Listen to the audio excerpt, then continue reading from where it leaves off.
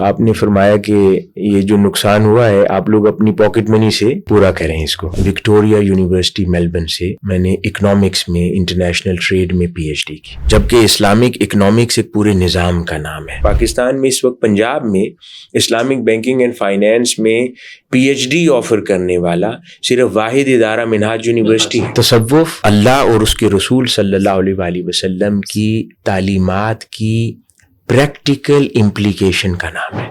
1200 سال پہلے سے شواہد ملتے ہیں خانقاہوں کے وجود، یعنی دروس علماء جو ہیں، اسکالرز کے دروس ہیں یا جمعے کے واعظ ہیں یا خطاب ہیں، کیا یہ مسلمانوں کی تربیت کے لیے کافی نہیں ہے؟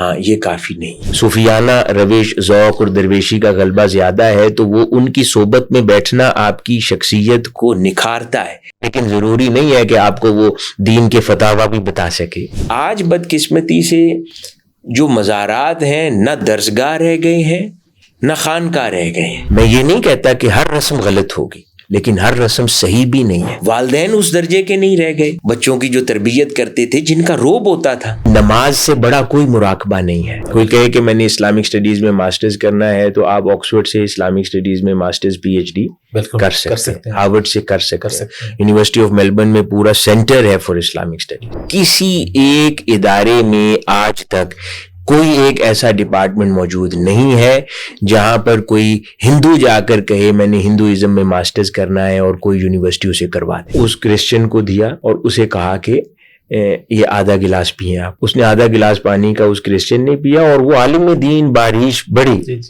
اس کے بعد انہوں نے remaining half of the glass تھا وہ پیا سب کے سامنے. آپ نے فرمایا مجھ سے یہ نہ پوچھو موسیقی جائز ہے یا ناجائز ہے، مجھ سے یہ پوچھو موسیقی کس کے لیے جائز ہے اور کس کے لیے ناجائز ہے. کیونکہ بنیادی طور پہ میوزک جو ہے یہ انسان کے جذبات کو ابھارتا ہے. قرات خود ایک موسیقی ہے. آقا علیہ الصلوۃ والسلام کا چہرہ اقدس دوسری طرف تھا. آپ نے فرمایا ابو بکر ان کو پڑھنے دو، یوم العید ہے، خوشی منا رہے. ریاست کے بنائے ہوئے قوانین پر عمل پیرا ہونا بھی تعلیمات اسلامی میں سے ہے. ریگولیشن آف کرنسی یہ کبھی بھی پرائیویٹ سبجیکٹ نہیں رہا. 8 گھنٹے کی شفٹ ہے اور 3 شفٹس میں وہ پڑھا جاتا ہے اور اس کے اندر ایک ٹیم مسلسل قرآن مجید کی اس میں تلاوت کرتی رہتی ہے اور دوسری ٹیم مسلسل آقا علیہ الصلوۃ والسلام کی بارگاہ میں درود شریف اور درود و سلام پڑھتی رہتی ہے. ہر وہ گھر جہاں پر غربت ہے اور بنیادی ضروریات زندگی پوری نہیں ہوتی تو وہاں پر جھگڑے زیادہ ہیں. آج تو بدقسمتی سے والدین بیٹی کو رخصت کر رہے ہوتے ہیں تو ساتھ یہ کہہ کے بھیجتے ہیں بیٹے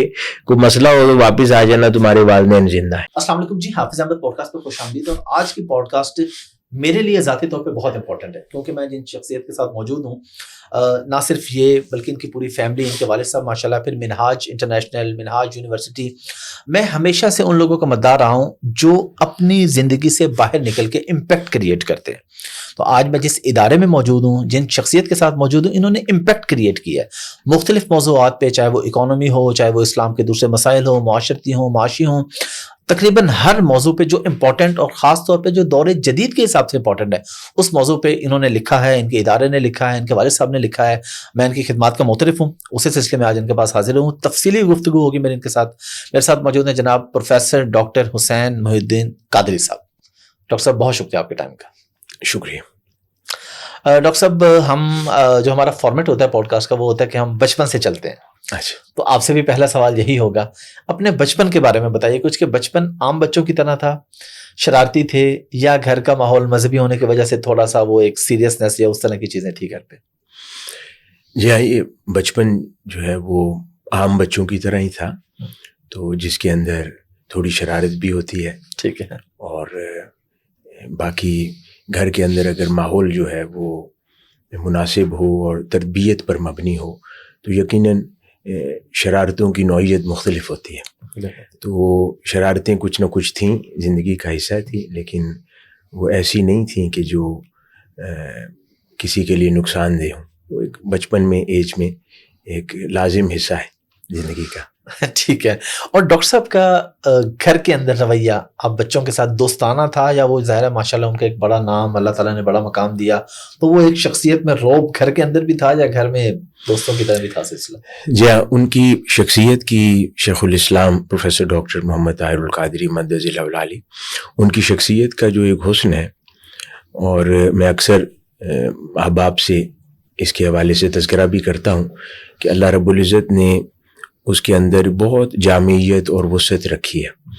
تو وہ گھر میں جہاں پر اولاد کے لیے ایک رول ماڈل کی حیثیت وہ رکھتے ہیں، وہاں پر بچوں کے ساتھ اتنے دوستانہ ماحول میں تربیت کی ذمہ داری بھی ادا فرماتے رہے ہیں، اور ہم ہمیشہ کمفرٹیبل ہوتے تھے اپنی کسی بھی بات کو، کسی بھی تشویش کو، پریشانی کو سب سے پہلے اس کا ذکر شیخ الاسلام سے ہی بچپن میں ہمیشہ کرتے تھے.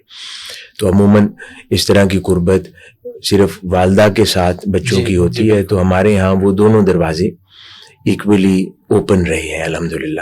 تو یہ ان کی شخصیت کی فلیکسیبلٹی ہے. اور دوسرا ایک اور جو ان کی شخصیت کا حسن ہے وہ یہ کہ بڑے ہوں یا چھوٹے بچے ہوں، وہ ایکولی سب کو پوری طرح لسننگ دینا اور مشاورت کے عمل میں شریک کرنا، امپورٹنس دینا ان کی آراء کو، اور ان بچوں کو یہ رجسٹر کروانا کہ ان کی کہی ہوئی بات بھی اتنی ہی اہمیت کی حامل ہے جتنا کسی بڑے کی. تو یہ وہ چند اہم پہلو ہیں ان کی شخصیت کے جو ان کو ڈفرینشیٹ کرتا ہے. اور تیسری چیز جو میں دیکھتا ہوں کہ انہوں نے براہ راست، میں سمجھتا ہوں کہ گھر کے اندر یہاں پاکستان میں، پاکستان سے باہر نسلیں تربیت کے حوالے سے تو ان سے وابستہ ہوئی ہیں، لیکن گھر کے اندر بھی انہوں نے براہ راست 2 نسلوں کی تربیت کی ہے. آج جس دور میں ہم رہتے ہیں تو عموماً ایک ڈسکنیکٹ سا فیل کیا جاتا ہے ایک ہی نسل کے بعد.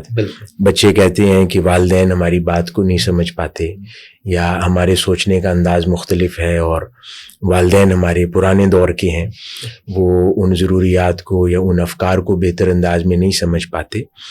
تو ان کی شخصیت کا خاصہ یہ ہے کہ انہوں نے صرف ایک نسل نہیں، 2 نسلوں کی براہ راست انوالو ہو کر اور ان کی فکری اور تربیتی ضروریات کو آپ نے پورا فرمایا ہے. تو یہ میں سمجھتا ہوں کہ جامعیت ہے ان کی شخصیت کی بہت بڑی. بالکل. کبھی مار بھی پڑی آپ کو بچپن میں؟ ہاں، مار بھی پڑی. اچھا، شیخ الاسلام سے بھی؟ شیخ الاسلام سے بھی مار پڑی. اچھا، کس بات پہ کوئی یاد ہے واقعہ؟ شرارت عموماً ہوتی تھی، جیسے چھوٹی عمر میں اسکول کے بعد چھٹی کا دن ہے، گھر ہے، تو جو تو بہنیں ہیں ہماری، تو ان کے ساتھ شیخ الاسلام صرف سمجھانے کا عمل فرماتے تھے. تو جو بیٹے ہیں میں یا بڑے بھائی ہیں، تو ایسا موقع بہت کم آیا ہے، شاید خال زندگی میں 1-2 مرتبہ مجھے یاد ہو پوری زندگی میں ایسا موقع آیا ہو، تو جس کے اندر وہ شرارت کے اوپر ہی کوئی، جیسے چھٹی کا دن ہے، گھر میں شرارت کی ہے، یا بہن بھائیوں میں ایک دوسرے کو پریشان کیا ہے، تو اس کے اوپر معمولی سی سرزنش. اچھا، تھوڑا سا اپنی تعلیم کے بارے میں بتائیے گا. جب ہم آپ کی کتابیں دیکھتے ہیں ماشاءاللہ آپ ہر موضوع میں اس میں ایک چیز اور ایڈ کر دوں. ان کا جو ایک تربیت کا طریقہ کار جو زیادہ رہا ہے، میں سمجھتا ہوں اس میں ایک لرننگ بھی ہے کہ آپ جیسے عموماً ہمارے ہاں غصے میں شاؤٹ کیا جاتا ہے معاشرے کے اندر، یا مار کا استعمال زیادہ کیا جاتا ہے بچوں کے لیے، تو ایسی چیز ان کی زندگی میں نہیں دیکھی کبھی. اس کی بجائے آپ ہمیشہ نرمی کے ساتھ فرم ڈیسیژن فرماتے ہوئے اور ایسی پنشمنٹس یعنی اصلاح کے لیے تجویز فرماتے کہ جس کے اندر وزڈم ہوتی. مثال کے طور پر میں ایک واقعہ سنا دیتا ہوں کہ ہم چھوٹے تھے، میں غالباً ہوں گا 7-8 سال کا ہوں گا. جو بڑے بھائی ہیں ڈاکٹر حسن صاحب، تو مجھ سے 5 سال بڑے ہیں. تو ہم چھٹی کا دن، ان دنوں میں جمعہ کے دن چھٹی ہوا کرتی تھی، تو گھر میں وہی دن ہوتا تھا کہ آپس میں کھیلتے تھے. تو ہم کرکٹ کھیل رہے تھے، تو گھر میں ایک کار گھر میں ہوتی تھی، وہ کھڑی تھی، تو ہم نے اس کی جو لائٹس توڑ دی بال سے. تو آپ نے وہ دیکھا، تو عموماً والدین کا رویہ یہ ہے کہ وہ اس پہ سختی، غصہ یا شاؤٹ کرنا ایسا عمل کرتے ہیں. تو آپ نے اس کی بجائے آپ نے فرمایا کہ یہ جو نقصان ہوا ہے آپ لوگ اپنی پاکٹ منی سے پورا کریں اس کو. اچھا. تو اب آپ 1 مہینے کی پاکٹ منی سے کریں, 2 مہینے کی کریں یا 3 مہینے کی. تو اب وہ اس کے اندر نہ غصہ تھا, نہ ڈانٹ تھی, نہ مار تھا, لیکن اس عمل میں ایسی حکمت تھی کہ فور لائف لانگ جب ایک بچہ اپنی پاکٹ منی سے کسی نقصان کو پورا کرتا ہے تو وہ ریئلائز کر لیتا ہے کہ یہ چیز دوبارہ نہیں کرنی, اور چیزوں کی اہمیت سے بھی واقف ہوتا ہے. تو اس طرح کی ہمیشہ آپ کی تربیت کے اندر اس طرح کی وزڈم جو ہے وہ پائی گئی ہے. ماشاءاللہ. اپنی تعلیم کے بارے میں آپ کچھ بتائیں, کیونکہ جب ہم آپ کی کتابیں دیکھتے ہیں تو ماشاءاللہ آپ ہر موضوع پہ لکھ رہے ہوتے ہیں. تو آپ نے بنیادی تعلیم کہاں سے حاصل کی, پھر آپ کا ماسٹرز کہاں سے ہے, پھر ایم فل اور پی ایچ ڈی وغیرہ, اور آپ کا کورس سبجیکٹ کیا ہے یا آپ کا فیوریٹ سبجیکٹ کون سا ہے؟ جی, میری اسکولنگ پاکستان سے ہے. تو پرائمری تک میں نے ایچ ایسن کالج سے تعلیم حاصل کی ہے. اس کے بعد میں Pakistan air force college Lahore وہاں پڑھتا رہا. تو انٹرمیڈیٹ میں نے پاکستان سے کیا. اس کے بعد پھر میں کینیڈا چلا گیا. ٹھیک ہے. تو وہاں یارک یونیورسٹی ٹورانٹو, تو وہاں سے اکنامکس اینڈ پولیٹیکل سائنس میں بیچلرز کیا میں نے. تو میجر میرا اکنامکس تھا اور مائنر پولیٹیکل سائنس تھا. ٹھیک ہے. اور 2005 میں میں نے وہاں سے اپنا بیچلرز مکمل کیا. ٹھیک ہے. اور یہاں میٹریکولیشن اور انٹرمیڈیٹ کے ساتھ ہی تو دوران تعلیم گھر میں علوم اسلامیہ اور علوم دینیہ, تو اس کی تعلیم کا سلسلہ بھی جاری رہا اساتذہ کے ساتھ. تھرو آؤٹ میں پڑھتا رہا. اور بعد ازاں جب کینیڈا بھی گیا تو وہاں بھی شیخ الاسلام نے تو اپنے شاگردوں میں سے ہی تو ایک قابل شاگرد کو ساتھ بھیجا میرے. تو وہاں میرے ساتھ ہی رہتے تھے اور علوم اسلامیہ اور دینیہ کا سلسلہ جاری رہا.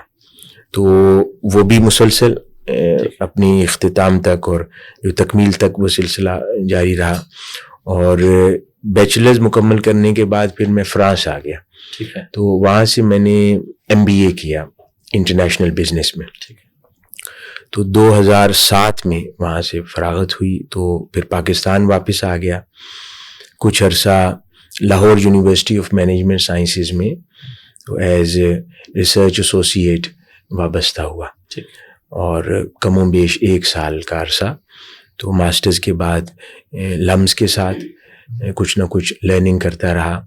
اور 2008 میں پھر یہاں سے آسٹریلیا چلا گیا اور وہاں وکٹوریا یونیورسٹی میلبرن سے میں نے اکنامکس میں انٹرنیشنل ٹریڈ میں PhD کی.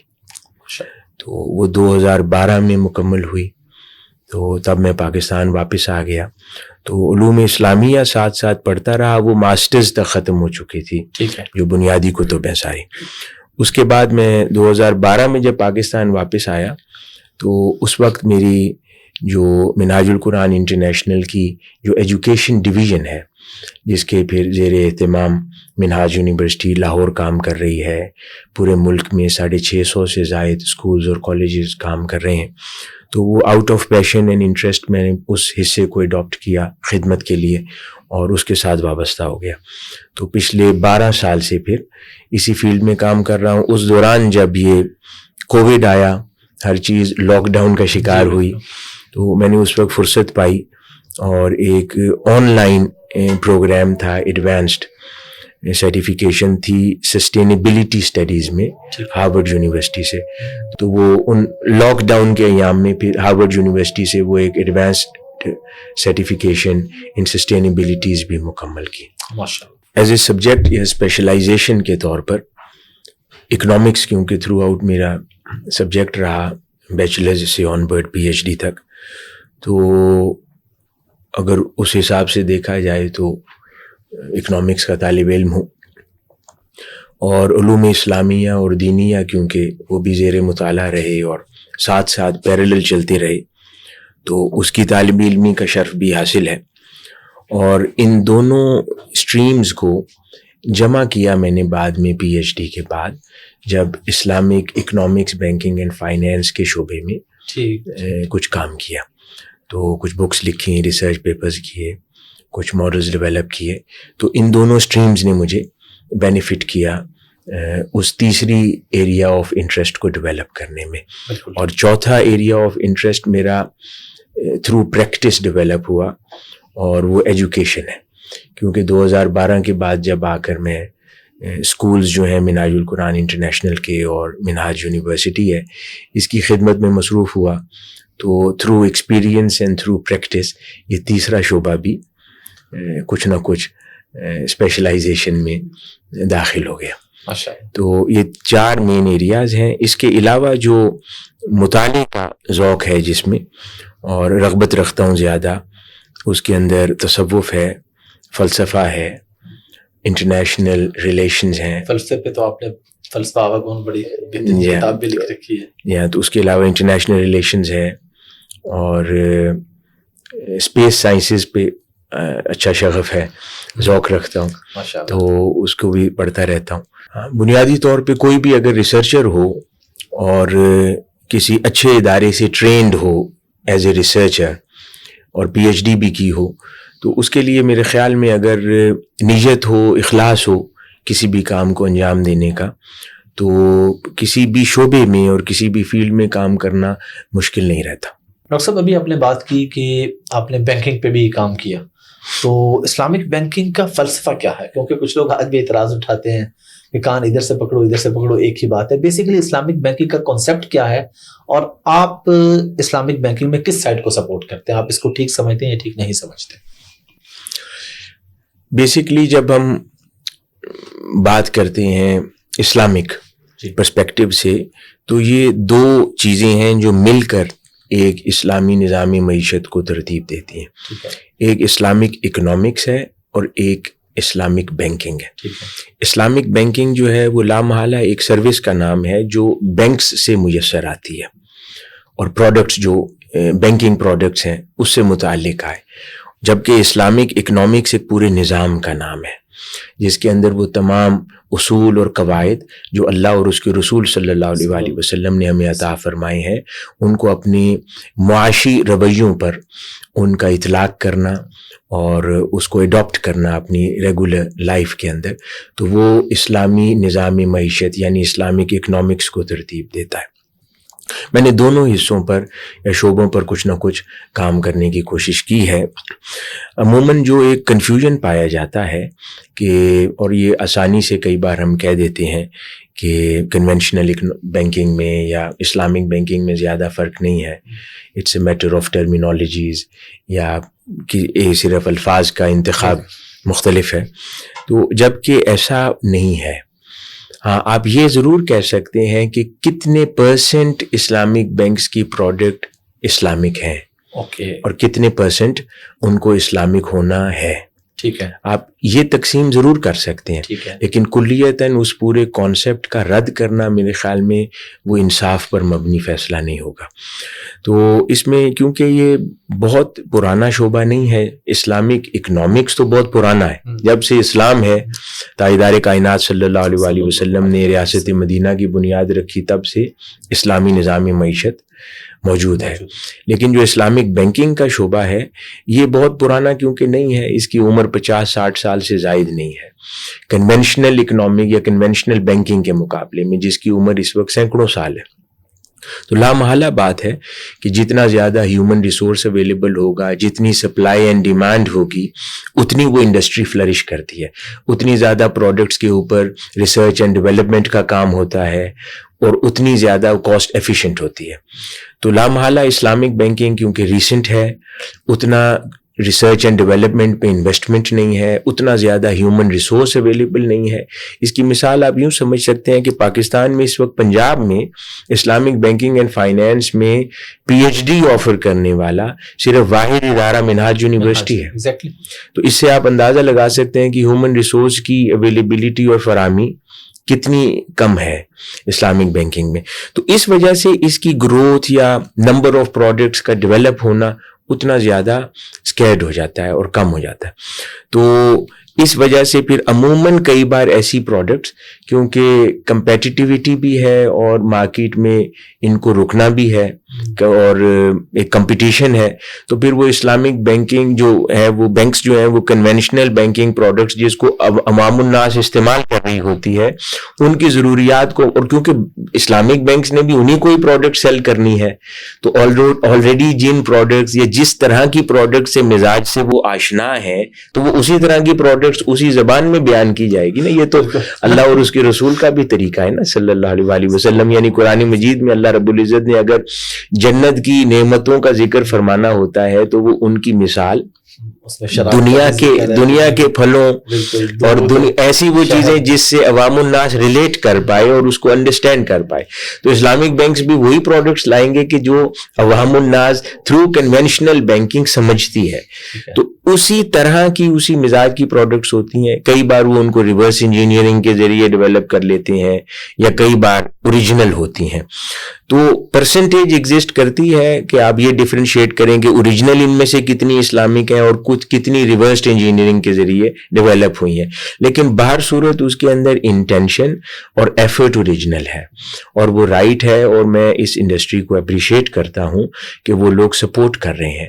اور بڑے طویل عرصے کے بعد پوری دنیا میں اسلامی دنیا سے واحد کوئی انڈسٹری ایسی سامنے آئی ہے جو اسلامک ہے. اور میرے لیے یہی بات ہی بہت پسندیدہ ہے اور اس کے لیے میں سمجھتا ہوں کہ مسلم دنیا کو اس انڈسٹری کو سپورٹ کرنا چاہیے. یہ ان کی شناخت بنی ہے. ہاں پروڈکٹس کئی بار مہنگی ہیں کیونکہ میں نے کہا کہ سپلائی اینڈ ڈیمانڈ کا ایفیکٹ ہوتا ہے کسی بھی پروڈکٹ کی اس کی قیمت پر اور اس کی جو پروڈکشن کاسٹ کے اوپر، ڈیولپمنٹ کاسٹ کے اوپر.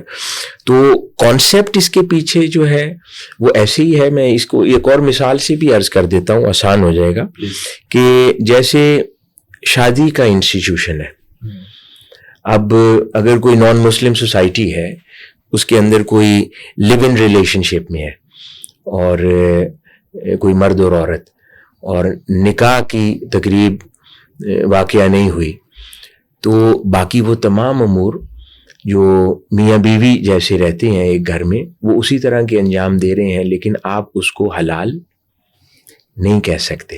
Very good example. وہ تمام کام اس میں وہی ہیں، لیکن کیونکہ اللہ اور اس کے رسول صلی اللہ علیہ وسلم کی اوبیڈینس اور احکام شرعی کی پاسداری اس میں نہیں ہے اور اللہ کے لیے نہیں ہے وہ عمل اور بتائے ہوئے طریقے کے مطابق نہیں ہے، تو وہ ان اسلامک ہو جاتا ہے. اسی طرح کوئی نئی چیز تو انہوں نے ری انوینٹنگ دا ویل تو نہیں ہونا.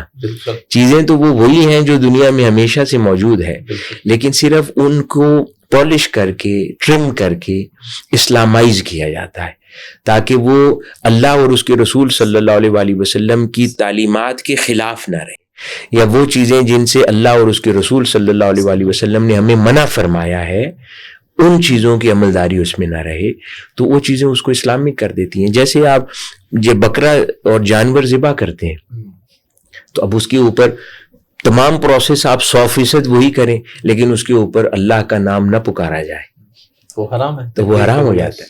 تو بس اسی طرح ہی تو اس کو اس تناظر میں دیکھنا انڈسٹری کو کہ یہ بھی اسی طرح ہے، نہیں، اس کے اندر نیت کا عمل دخل ہے، احکام شرعی کی عملداری کا اور پاسداری کا عمل دخل ہے، تو یہ چیز اس کو اسلامک کر دیتی ہے. میرے خیال میں جتنا آسان آپ نے سمجھا دیا سمجھ آ جانا چاہیے. بہت زیادہ، یعنی کہ پورا پروسیس ہے، نکاح نہیں ہے تو غلط ہے، تکبیر کے بغیر ہے تو حرام ہے. اسی طرح اس میں چیزیں.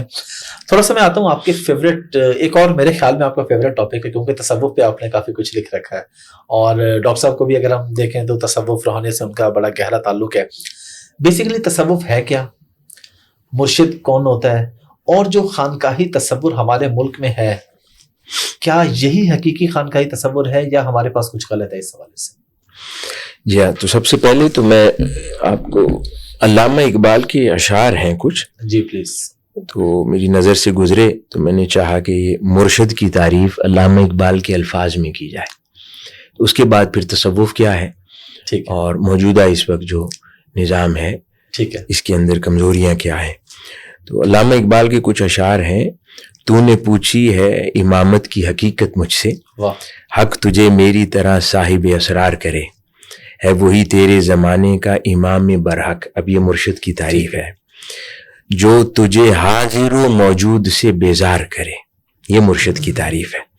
موت کے آئینے میں تجھ کو دکھا کر رخ دوست، اللہ رب العزت کی یاد دلا کر زندگی تیرے لیے اور بھی دشوار کرے. دے کے احساس زیاں تیرا لہو گرما دے، فقر کی سان چڑھا کر تجھے تلوار کرے. فتنہ ملت بیضا ہے امامت اس کی، جو مسلمان کو سلاطین کا پرستار کرے. یہ مرشد کی تعریف ہے. اس سے بہتر تعریف میری نظر سے بالکل گزری نہیں ساری چیزیں کہ جو علامہ اقبال نے بیان کر دیا.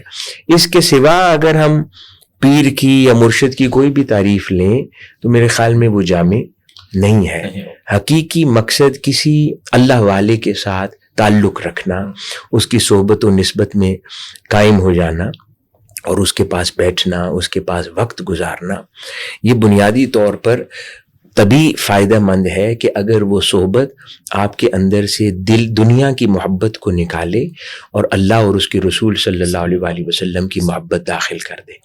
اگر کسی کی صحبت آپ کے اندر دنیا کی لالچ پیدا کرتی ہے، کسی کی مجلس یا صحبت میں بیٹھنا آپ کو دنیا کی رنگینیوں میں مبتلا کرتی ہے، متوجہ کرتی ہے، تو اس کا مطلب ہے وہ کسی اللہ والے کی صحبت نہیں ہے، وہ دنیا دار کی صحبت ہے.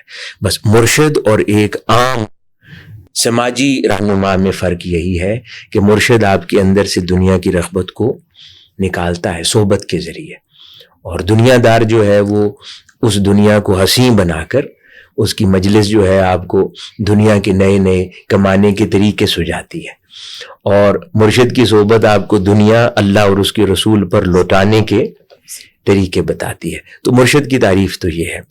اور تصوف بنیادی طور پر یہ کوئی اسلام سے یا شریعت سے کسی جدا شے کا نام نہیں ہے. ٹھیک ہے. یہ ایک ایسا مغالطہ ہے کہ جو اس دور کے اندر تیزی سے فروغ پا رہا ہے. تصوف اللہ اور اس کے رسول صلی اللہ علیہ وآلہ وسلم کی تعلیمات کی پریکٹیکل امپلیکیشن کا نام ہے. ٹھیک ہے. وہ سب کچھ جو ہم قرآن و سنت میں پڑھتے ہیں اور قرآن و سنت سے سیکھتے ہیں، یہ صرف ہماری زبان تک اور حلق سے نیچے نہیں اتر پاتا. ہماری زندگی کا وہ خصوصیات، وہ تعلیمات نبوی صلی اللہ علیہ وآلہ وسلم ہماری زندگی کا حصہ نہیں بن پاتے. تو صوفیاء کی صحبت اور تصوف بنیادی طور پر آپ کو وہ پریکٹیکل فارمز اور شیپس آپ کے لیے ایسا لائعمل تجویز کرتا ہے کہ وہ تعلیمات نبوی صلی اللہ علیہ وآلہ وسلم، وہ احکام شرعی آپ کے لیے ان پر عمل کرنا آسان ہو جائے. تو بنیادی طور پہ it's a matter of coaching. ٹھیک ہے. تصوف ایک کوچنگ کا نام ہے اور نصاب وہی ہے جو قرآن و سنت میں ہے. ٹھیک ہے. اس کے سوا کچھ نہیں ہے. اگر اس کے سوا کوئی کچھ بھی کہتا ہے وہ حقیقی تصوف نہیں ہے. ٹھیک ہے. آج کیا ہو گیا ہے؟ آج ہم نے رسومات کے اندر تصوف کے پورے مضمون کو قید کر دیا ہے، جبکہ رسومات کلچر سے متعلقہ ہوا کرتی ہیں. عرب کی رسومات اور ہوں گی، انڈو پاک سب کانٹیننٹ کی رسومات اور ہوں گی، افریقہ میں بسنے والے مسلمانوں کی رسمیں کچھ اور ہوں گی. رسموں کی نوعیت ہوتی ہے، ہر رسم گناہ نہیں ہوتی، کچھ رسمیں مباح ہوتی ہیں، کچھ غیر ضروری ہوتی ہیں، کچھ ناپسندیدہ ہوتی ہیں، کچھ حرام ہوتی ہیں. تو رسموں کی نوعیت ہوتی ہے، لیکن ہم نے اور رسمیں اور لباس کا انداز، ڈسپلنز، ٹریڈیشنز یہ علاقائی ہیں. تصوف جو ہے یہ ایک یونیورسل ہے کانسیپٹ، جیسے اسلام ہے. تو جس علاقے میں گیا وہاں کی علاقائی رسمیں لباس بن کر اس جوہر کے گرد آ گئی. ٹھیک ہے. تو یہ جوہر اپنی ذات میں قرآن و سنت سے حاصل کرتا ہے، لیکن علاقے کی رسموں نے اس کو اپنایا. مثال کے طور پر سلسلہ چشتیہ جو ہے یہ انڈو پاک سب کانٹیننٹ کی ایک صوفیانہ ماڈل ہے. تو یہاں پر کیونکہ علاقے میں انڈیا میں اس نے جنم لیا، یہاں پر ہندو پاپولیشن اور کمیونٹی کا غلبہ تھا، اور وہ دین کی طرف یعنی اپنے مذہب کی طرف وہ موسیقی کے ذریعے اٹریکٹ ہوتے تھے. تو صوفیاء کرام نے اسی ٹول کو اڈاپٹ کیا، لیکن اس موسیقی میں اللہ کی محبت بھر دی. ٹھیک ہے. اللہ کے رسول صلی اللہ علیہ وآلہ وسلم کی محبت کو اس میں داخل کیا اور موڈ وہی اڈاپٹ کر لیا جو ان کو پسند تھا. ٹھیک ہے. تو اس کے ذریعے اٹریکٹ کیا دین کی طرف. ٹھیک ہے. تو اسی طرح کچھ سلسلہ قادریہ ہے، اس کے اندر موسیقی کی رغبت نہیں ہے، سماع اس میں نہیں ہے. سلسلہ قادریہ میں وہ عرب کی پروڈکٹ تھی، عرب میں وہ رواج نہیں تھا. میکسیمم ٹول یا انسٹرومنٹ دف تھی جو تاجدار کائنات صلی اللہ علیہ وآلہ وسلم کے زمانہ مبارک سے چلی آ رہی تھی. یہاں کی جو انسٹرومنٹل ہارمونیم اب عرب میں نہیں تھا، ہارمونیم عرب کی پیداوار نہیں ہے، یہ انڈو پاک سب کانٹیننٹ کی پروڈکٹ ہے. دف انڈو پاک کی پروڈکٹ نہیں ہے، وہ عرب کی پروڈکٹ ہے. تو یہ ٹریڈیشنز اور پروڈکٹس علاقائی ہیں. جوہر وہی ستھرا ہے جو قرآن و سنت سے حاصل ہوا. ہم نے اوپر کا جو لباس تھا اس کو آج تصوف کے نام پر پکڑ لیا، اور اس کا جو جوہر تھا اس کے باطن میں حقیقی جو قرآن و سنت سے حاصل کرتا تھا اس کو ہم نے کہیں پیچھے چھوڑ دیا. تو آج تحریک منہاج القرآن در حقیقت جہاں بہت سارے محاذوں پر کام کر رہی ہے، وہاں پر شیخ الاسلام نے اس دور میں احیاء تعلیمات تصوف کے اوپر بھی کام کیا ہے، اور اس کو پھر سے اجلا اور ستھرا کیا ہے، رسومات سے نکال کر اس کا جو حقیقی مقصد تھا، جو اسپرٹ تھی، جو انسان کے احوال کو سنوارنا، انسان کے اخلاق کو سنوارنا، اس کو دین کے قریب کرنا، دین پر عمل کرنا، اس کے لیے آسان بنا دینا، اس کی تربیت کرنا، اور ایک اچھا پریکٹسنگ درویش مسلمان اس عمل کے نتیجے اور ٹریننگ کے ذریعے پروڈیوس کر دینا. در حقیقت اس کاوش کا نام تصوف ہے، جس کے اوپر اس دور میں الا ماشاء اللہ یعنی رسومات والے لوگ بھی موجود ہیں، لیکن اس کے علاوہ بھی پھر بہت سارے لوگ ہیں جو کام کر رہے ہیں اور اس نہج کے اوپر اس کو حاصل کرنے کی کوشش کرتے رہتے ہیں. بلکہ میں نے یہاں پہ وزٹ کیا آپ کا، جو یہاں پہ آپ نے پراپر تصوف کا ایک سینٹر بنایا شیخ الاسلام انسٹیٹیوٹ آف اسپرچوئل اسٹڈیز. میں چاہوں گا اس کے بارے میں تھوڑی تفصیل بتائیں. میں نے اس کو وزٹ کیا، میں نے اندر جا کے دیکھا، اور میں نے ترکی میں مولانا روم کا وہ مزار بھی وزٹ کیا، تو تقریباً وہی فیلنگ آئی. اسی طرح لائٹ سا پیچھے کچھ اسپیکر میں کچھ چل رہا ہے بالکل. اب وہ آپ ہی بتائیں کہ موسیقی ہے یا کیا ہے، اور میں اس ٹاپک پہ الگ سے بھی آؤں گا، آپ کے موسیقی پہ بات کروں گا. پھر وہاں دیکھا کہ لوگ خاموش ہو کے بیٹھے ہیں، تزکیہ کر رہے ہیں کچھ. تو اوور آل یہاں پہ یہ بنانے کا کیا مقصد تھا اور اس کا کیا فائدہ ہو رہا ہے سوسائٹی کو؟ اس سے پہلے آپ نے ایک سوال جو فرمایا اسی کا ایک حصہ آخری تھا کہ خانقاہ کیا ہے. میں اس کے اوپر تھوڑا ذکر کر دوں، پھر میں شیخ الاسلام انسٹیٹیوٹ آف اسپرچوئل اسٹڈیز کی طرف آ جاتے ہیں. جو خانقاہ کا تصور ہے نا، یہ بھی نیا نہیں ہے. تو تاریخ میں اگر مطالعے کی رغبت ساتھیوں کو ہو تو وہ مطالعہ کر کے جانیں گے کہ 1200 سال پہلے سے شواہد ملتے ہیں خانقاہوں کے وجود کے لٹریچر میں. اور سب سے پہلی جو موجود خانقاہ جس کا لٹریچر میں ذکر ہمیں ملتا ہے کتب سے، وہ فلسطین کے شہر رم اللہ میں کم از کم 1100 سال پہلے قائم کی گئی تھی. اسی طرح ایک اور خانقاہ کا ذکر ہمیں ابن تیمیہ کے لٹریچر سے ملتا ہے، اور وہ ایران کے شہر ابادان میں، جس کو ابادان کہتے ہیں، تو وہاں پر قائم کی گئی تھی. وہ بھی 1000 سال پہلے تک کم از کم. خانقاہ کا کانسیپٹ کیا تھا یہ سمجھنا بہت ضروری ہے. کہ ایک سوال انسان کے ذہن میں پیدا ہو سکتا ہے کہ کیا تعلیمات شریعت کافی نہیں ہیں؟ یعنی دروس علماء جو ہیں، اسکالرز کے دروس ہیں، یا جمعے کے واعظ ہیں، یا خطاب ہیں، کیا یہ مسلمانوں کی تربیت کے لیے کافی نہیں ہے؟ ہاں، یہ کافی نہیں ہے. اس کی وجہ یہ ہے کہ تعلیم اور تربیت یہ دو الگ چیزوں کا نام ہے. ٹھیک ہے. یہی چیز عموماً ہم والدین گھر میں ہم کیا کہتے ہیں کہ گھر میں تعلیم جو ہے وہ انفارمیشن اور حواس خمسہ کے ذریعے انسان حاصل کرتا ہے. انفارمیشن حاصل کرتا ہے، اس کو پھر برین پروسیس کرتا ہے. پھر اسی طرح قرآن و حدیث سے بھی علم حاصل کرتا ہے، برین اس کو پروسیس کرتا ہے. لیکن شخصیت کے اندر اچھی عادات کا داخل ہو جانا کیا کتاب پڑھنے سے ممکن ہے؟ یہ تو ماحول سے، صحبت سے ہو. یہ ماحول، صحبت اور پریکٹس سے ہے، ٹریننگ سے ہے. تو یہ جو درس گاہ ہے یہ علم دیتی ہے، اور خانقاہ جو ہے पुराने दौर के अंदर, ये उस हासिल करदा इल्म पर तरबियत करके आपकी प्रैक्टिस का हिस्सा बनाती थी। ठीक है, ये दोनों इंस्टीट्यूशंस मिल के दर हकीकत इस्लाम की खिदमत करते रहे। और कई बार कोई बहुत बुलंद पाया शख्सियत इमाम गजाली जैसी हो जाती तो उनकी खानकाहों में या उनकी दर्सगाहों में दोनों ज़ौक़ आ जाते थे। ठीक है, यानी उनके मराकिज़ जो थे वो दर्सगाह भी थी और खानकाह भी थी, क्योंकि वो शख्सियत जामे थी। हर शख्सियत जामे नहीं होती, कुछ के अंदर जो है वो सूफियाना रवेश ज़ौक़ और दरवेशी का गलबा ज़्यादा है, तो वो उनकी सोबत में बैठना आपकी शख्सियत को निखारता है। लेकिन ज़रूरी नहीं है कि आपको वो दीन के फतावा भी बता सके, कुरान की तफसीर भी समझा सके, लेकिन वो अपने अखलाकी मेयारात में इतनी बुलंद शख्सियत का मालिक होता है कि उसकी सोबत में बैठना, उठना, उसकी आदात को देखना वो ऐन सुन्नत नबवी सल्लल्लाहु अलैहि वसल्लम के मुताबिक होती है। तो वो एक सूफी दरवेश होता है, ज़रूरी नहीं कि बड़ा आलिम भी।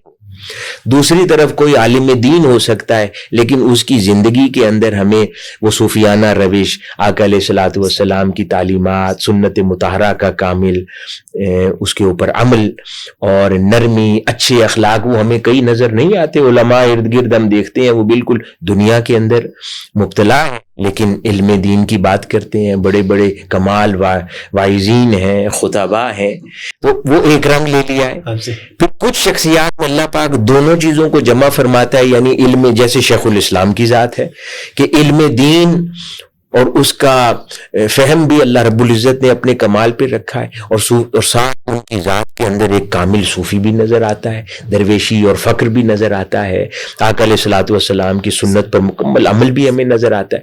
तो ये दरसगाह और खानकाह का फ़र्क है, और कई बार ऐसे मराकिज़ जमा भी हो जाते हैं जैसे मैंने अर्ज़ किया। अब बाद दूसरा फ़र्क दर्स और खानकाह में, दरसगाह में कोई भी पढ़ा सकता है, अच्छा इल्म की रग़बत रखने वाला। खानकाह ये फारसी से ज़बान से निकला लफ्ज़ है, खानगाह। ठीक है, तो इसका लफ्ज़ी मतलब ये भी कह सकते हैं किसी बड़े की जगह। ठीक है, गाह किसी बड़े की जगह। अब वो बड़ा, क्योंकि ये कोई दुनियादारी की जगह तो है नहीं, तो कोई बड़ा अल्लाह वाला होगा, अल्लाह का दोस्त होगा, अल्लाह की दीन से मोहब्बत रखने वाला कोई बड़ा होगा, तो उसकी सोहबत में आकर अच्छी आदात को सीखना, प्रैक्टिस करना, ये खानकाह का तसव्वुर था। और दरसगाह में एक आलिम है, वो दरसी कुतुब पढ़ाता है, और ये दोनों जमा हो जाए तो फर्क। आज बदकिस्मती से जो मज़ारात हैं, न दरसगाह रह गए हैं न खानकाह रह गए हैं, वो एक रसूमात का मुरक्का है। मैं ये नहीं कहता कि हर रस्म गलत होगी, लेकिन हर रस्म सही भी नहीं है। हमें उसे डिफरेंशिएट करने की ज़रूरत है और अपनी असल की तरफ लौटने की ज़रूरत है। लेकिन अगर किसी जगह पे कुछ गलत होता है, उसको बुनियाद बनाकर पूरी साइंस को इंसान गलत कहना शुरू कर दे, ये ऐसे ही है कि जैसे किसी के करीबी का ऑपरेशन गलत हो जाए और उसकी मौत वाक़या हो जाए, डॉक्टर उसे संभाल ना सके, तो वो उसके बाद बाहर निकले हॉस्पिटल से और कहे कि आज के बाद मैंने मेडिकल साइंस पर मेरा ईमान ही नहीं रहा। वो तो एक इंडिविजुअल की गलती है, इंडिविजुअल की गलती है या नाकाबिलियत है एक डॉक्टर की कि उस पेशेंट को ट्रीट नहीं कर सका। अल्लाह पाक का अमर भी है। इसी तरह मज़ारात के ऊपर जैसे हर जो वॉक ऑफ लाइफ में और शोबे ज़िंदगी के अंदर बतदरीज जो है वो डिटीरिएशन आती जा रही है, जैसे उस दर्जे के असातिज़ा नहीं है जैसे 2 नस्लों पहले मिलते थे जिनको इंसान रोल मॉडल शुमार करते। आज यूनिवर्सिटीज़ कॉलेजेस में उस लेवल के अखलाकी मेयारात के असातिज़ा हैं, नहीं मिलते। वालिदैन उस दर्जे के नहीं रह गए। बच्चों की जो तरबियत करते थे, जिनका रोब होता था, वो कल्चर खत्म होते जा रहे हैं। इसी तरह मज़ारात पर बैठे हुए भी अल्लाह माशाअल्लाह सूफिया दरवेश लोग भी मौजूद हैं, लेकिन जो लोग इस तरह की रसूमात या कारोबारी सरगर्मियों में मुलविस है, तो वो उसी तरह जैसे हर तबके की डिटीरिएशन हुई है, उनकी भी हो गई है। तो उनको टारगेट करना प्रिसाइसली और उसकी बुनियाद पर कुल्लियतन तसव्वुफ और तालीमात तसव्वुफ और सूफिया का इनकार कर देना, ये नाजायज़ अमल है। तो इसलिए खानकाह जो है वो تربیت سے متعلق ہے. یعنی اس کو میں انگلش میں ہماری جو ینگسٹرز ہیں آڈینسز کی آپ کے شو کے, تو ان کے لیے اگر کہنا چاہوں تو it's about it's more like a residential camp. Okay. کیونکہ تربیت صحبت کے بغیر ممکن نہیں, اور ایسے 1-2 گھنٹے کی صحبت ہو اور کئی ایام کی صحبت ہو, وہ زمین آسمان کا فرق ڈالتی ہے. تو اسی طرح یہ ریزیڈینشیل کیمپس تھے کہ جہاں پر وہ کوئی بزرگ بیٹھتا تھا, ان کے پاس آ کر دین بھی سیکھتے تھے.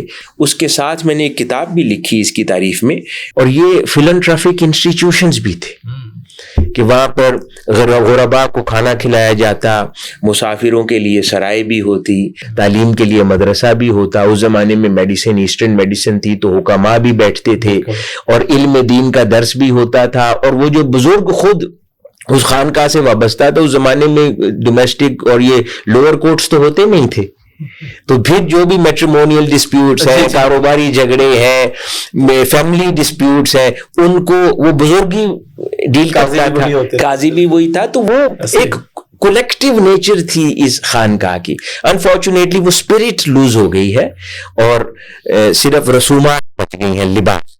آپ نے پوچھا شیخ الاسلام انسٹیٹیوٹ کا, یہ اس کے قیام کا بنیادی مقصد یہ تھا کہ کیونکہ منہاج یونیورسٹی تو پراپر ایک جنرل یونیورسٹی ہے, لیکن ایک احساس تھا کہ جو تصوف ہے اور تعلیمات تصوف ہے, ان کو مزارات سے ایسوسیٹ کر دیا گیا ہے, اور مزارات کے اوپر سجادہ نشینان تو ہیں, لیکن ضروری نہیں ہے کہ وہ صوفیاء بھی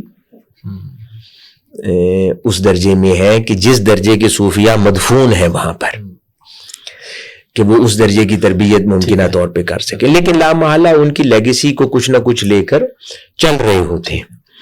تو ایسے ماحول میں ضرورت سمجھی کہ وہ جو اصل تھی روح تصوف کی, اس کے احیاء کے لیے, اس کے ریوائول کے لیے ایک ریسرچ سینٹر قائم کیا جائے, کہ جہاں پر ایکچولی وہ جو قرون اولیٰ کی تعلیمات تصوف اور امام غزالی کا تصوف, شیخ اکبر محی الدین ابن العربی کا تصوف, حضور سیدنا غوث العظم شیخ عبد القادر جیلانی رضی اللہ تعالیٰ عنہ کا تصوف, شیخ شہاب الدین سہروردی کا تصوف ہو, حضرت مولائی روم جلال الدین رومی کا تصوف, یہ جو اجلے ستھرے لوگ تھے قرون اولیٰ کے بڑے نام, جی بالکل, اور پوری کائنات تھی اپنے اندر یہ شخصیات. تو ان کا حقیقی جو تصوف تھا اس کو اثر نو ریوائیو کیا جائے, اس کی ترویج کی جائے, اس کی اشاعت کی جائے, اس پر فردر تحقیق ہو, ریسرچ ہو, پھر قرآن و سنت سے استنباط کرتے ہوئے ریسرچ, اس کی ٹرمینالوجیز, میتھڈالوجیز, ڈسپلن, اس کے اوپر ریسرچ جرنل کام کرے, تحقیقات ہوں, تعلیمات ہوں, پراپر ریسرچرز بیٹھ کر اس کو ایک ٹریڈیشنلٹی سے نکال کر ایک پروگریسو طریقے کے ساتھ اس کے فروغ پر کام کیا جائے. پھر اس کی کولیبوریشن آکسفورڈ کے اندر شیخ اکبر کے اوپر ایک بہت بڑا سینٹر کام کر رہا ہے آکسفورڈ یونیورسٹی میں, اس کے ساتھ کولیبوریشن پر اس وقت ہم کام کر رہے ہیں, اور کئی اور انٹرنیشنل اداروں پر. تو اس کا بنیادی مقصد یہ تھا. اس کے ساتھ پھر کیونکہ تصوف کے ساتھ ہماری ثقافت بھی وابستہ ہے, تو اس کی آرکیٹیکچرل ڈیزائن کے اندر پھر ہم نے سمرقند, بخارا, ٹرکی, ایران, ان تمام کی جو مظاہر تھے خوبصورت آرکیٹیکچرل, ان کو جمع کرنے کی کوشش کی تاکہ اس کی ایسوسیشن اور لنک جو ہے ہسٹری سے ڈیولپ کیا جائے, اس کو ریلیٹ کیا جا سکے. ہاں, وہ بہت لوگ اسے دیکھنے آتے ہیں الحمدللہ. اسی طرح پھر اس میں ایک زاویۃ المراقبہ قائم کیا گیا. تو زاویۃ المراقبہ آپ نے فرمایا کہ وہاں بیٹھ کے کوئی تزکیہ کر رہے تھے, تزکیہ مراقبے سے نہیں ہوتا. ٹھیک ہے, وہ تزکیہ بذات خود ایک پیغمبرانہ سنت تھی. یعنی سیدنا ابراہیم علیہ السلام کی دعا ہے نا, آقا علیہ الصلوۃ والسلام کے لیے دعا فرمائی کہ اے مولا انہی میں سے رسول کو مبعوث فرما جو انہیں کتاب و حکمت کی تعلیم دے اور ان کا تزکیہ کرے. تو جو تزکیہ نفس ہے یہ تصوف کا کام ہے, اور یہ جو پیغمبرانہ جو ذمہ داریاں تھیں ان میں سے تھا کہ آپ علیہ الصلوۃ والسلام یہ بھی فرماتے تھے جس طرح علم دین اور کتاب و حکمت کی تعلیم ہے, یہی آگے معاشرے میں تقسیم ہوئی ہیں شخصیات میں. کوئی کتاب و حکمت کی کوئی کتاب کی تعلیم دیتا ہے, کسی کے پاس حکمت ہے, کسی کے پاس تزکیہ نفس ہے. آپ ان تمام ذمہ داریوں سے کسی ایک سے بھی منہ موڑ نہیں سکتے. بس کچھ شخصیات ایسی ہیں کہ سب جن میں کتاب و حکمت اور تزکیہ ان کی بارگاہوں میں سب جمع ہو جاتا ہے. تو ہم نے کوشش کی کہ یہ جو زاویہ المراقبہ ہے یہ محاسبہ ہے, اکاؤنٹیبلٹی ہوتی ہے. جو مراقبے کا تصور ہے نا کہ آپ ان آئسولیشن ان سائلنس بیٹھ کر اپنی زندگی کے گزرے ہوئے احوال, موجودہ حالات اور آگے آنے والے ادوار پر غور کرتے ہیں. کیا غلط کیا ہے اس پر غور کرتے ہیں. اللہ رب العزت کی کہاں کہاں نافرمانی سرزد ہوئی ہے, پھر اس کی اصلاح کے طریقہ کار پر غور کرتے ہیں. اور کچھ لمحات دنیا کی مصروفیات سے اپنے ذہن کو فارغ کر کے اللہ کی یاد میں مصروف ہوتے ہیں. یعنی نماز سے بڑا کوئی مراقبہ نہیں ہے.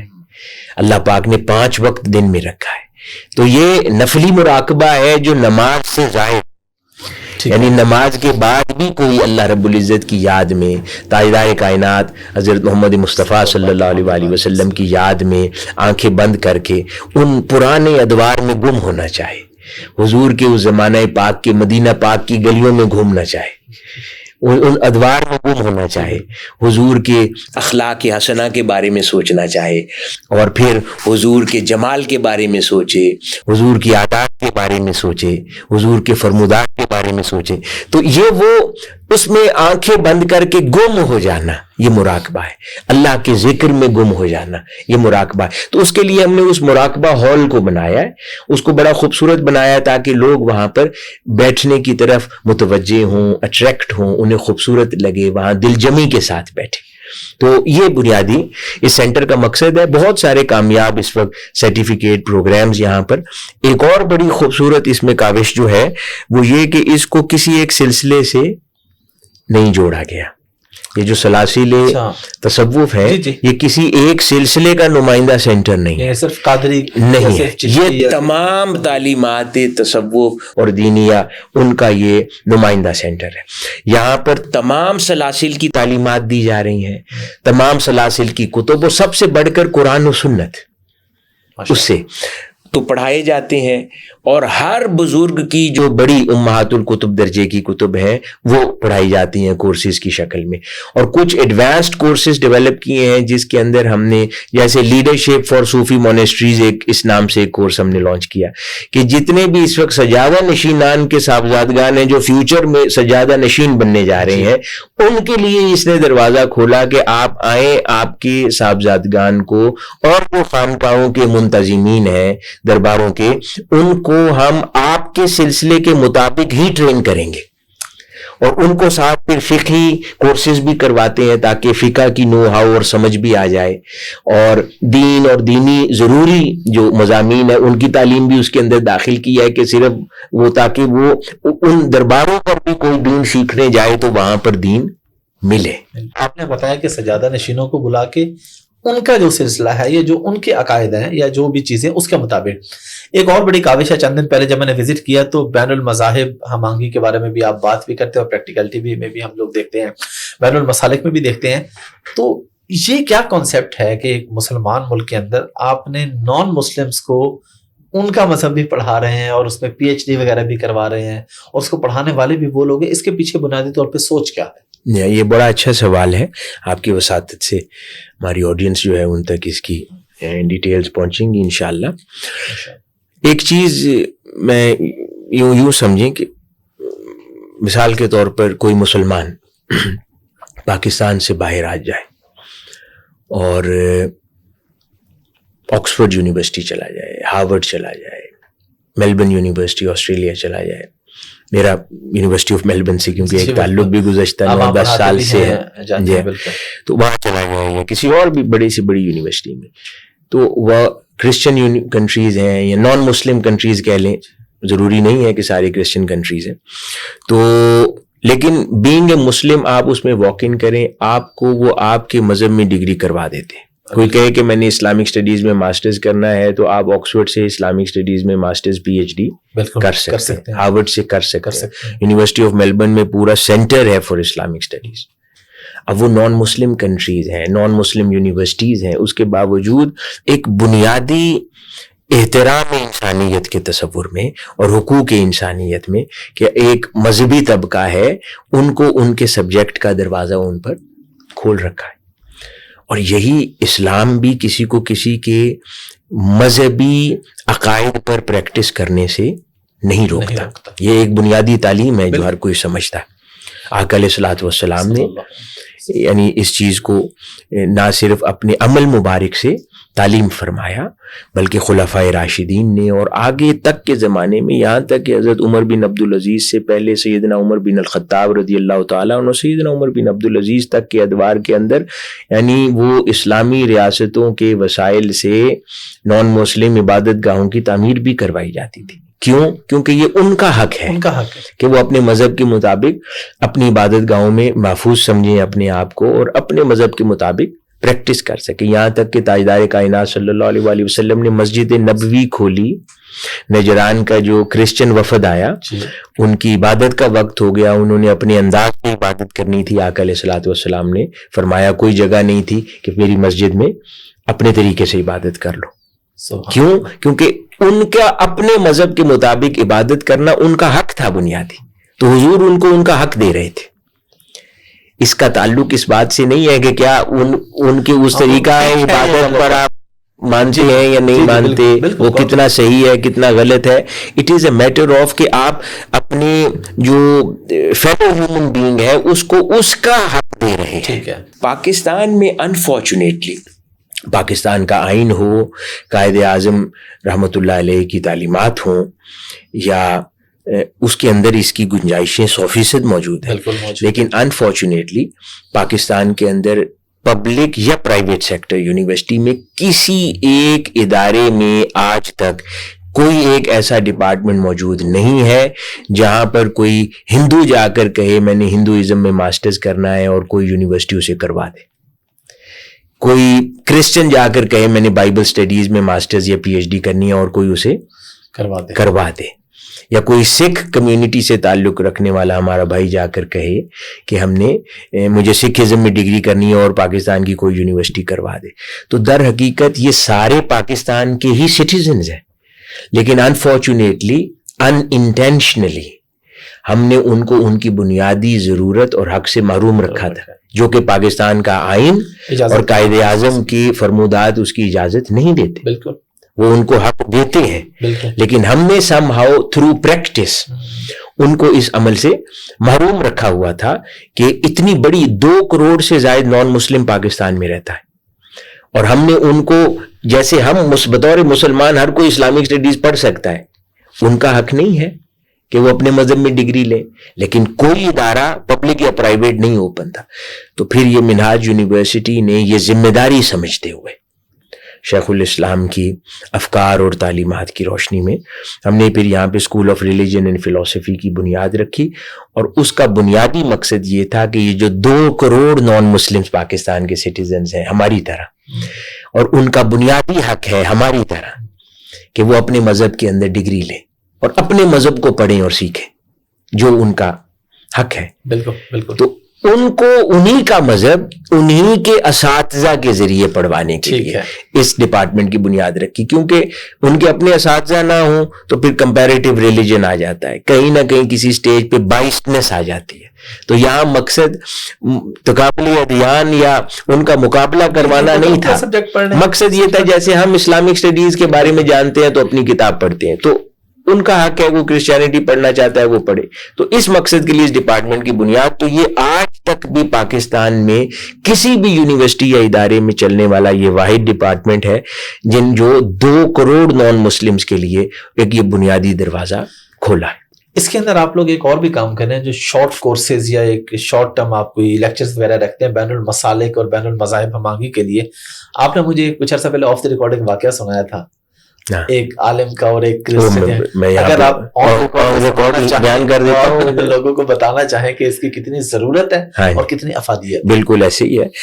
تو الحمدللہ یہ اب گزشتہ 10 سال سے ہم تقریباً کم و بیش 10 سال سے اس ڈپارٹمنٹ کو چلا رہے ہیں, اور ڈگری پروگرامز کے علاوہ شارٹ کورسز بھی ہیں, اور ورلڈ ریلیجنز پر کروائے جاتے ہیں شارٹ کورسز, جس کے اندر تمام مذاہب کے بارے میں کچھ نہ کچھ بنیادی انفارمیشن مہیا کی جاتی ہے.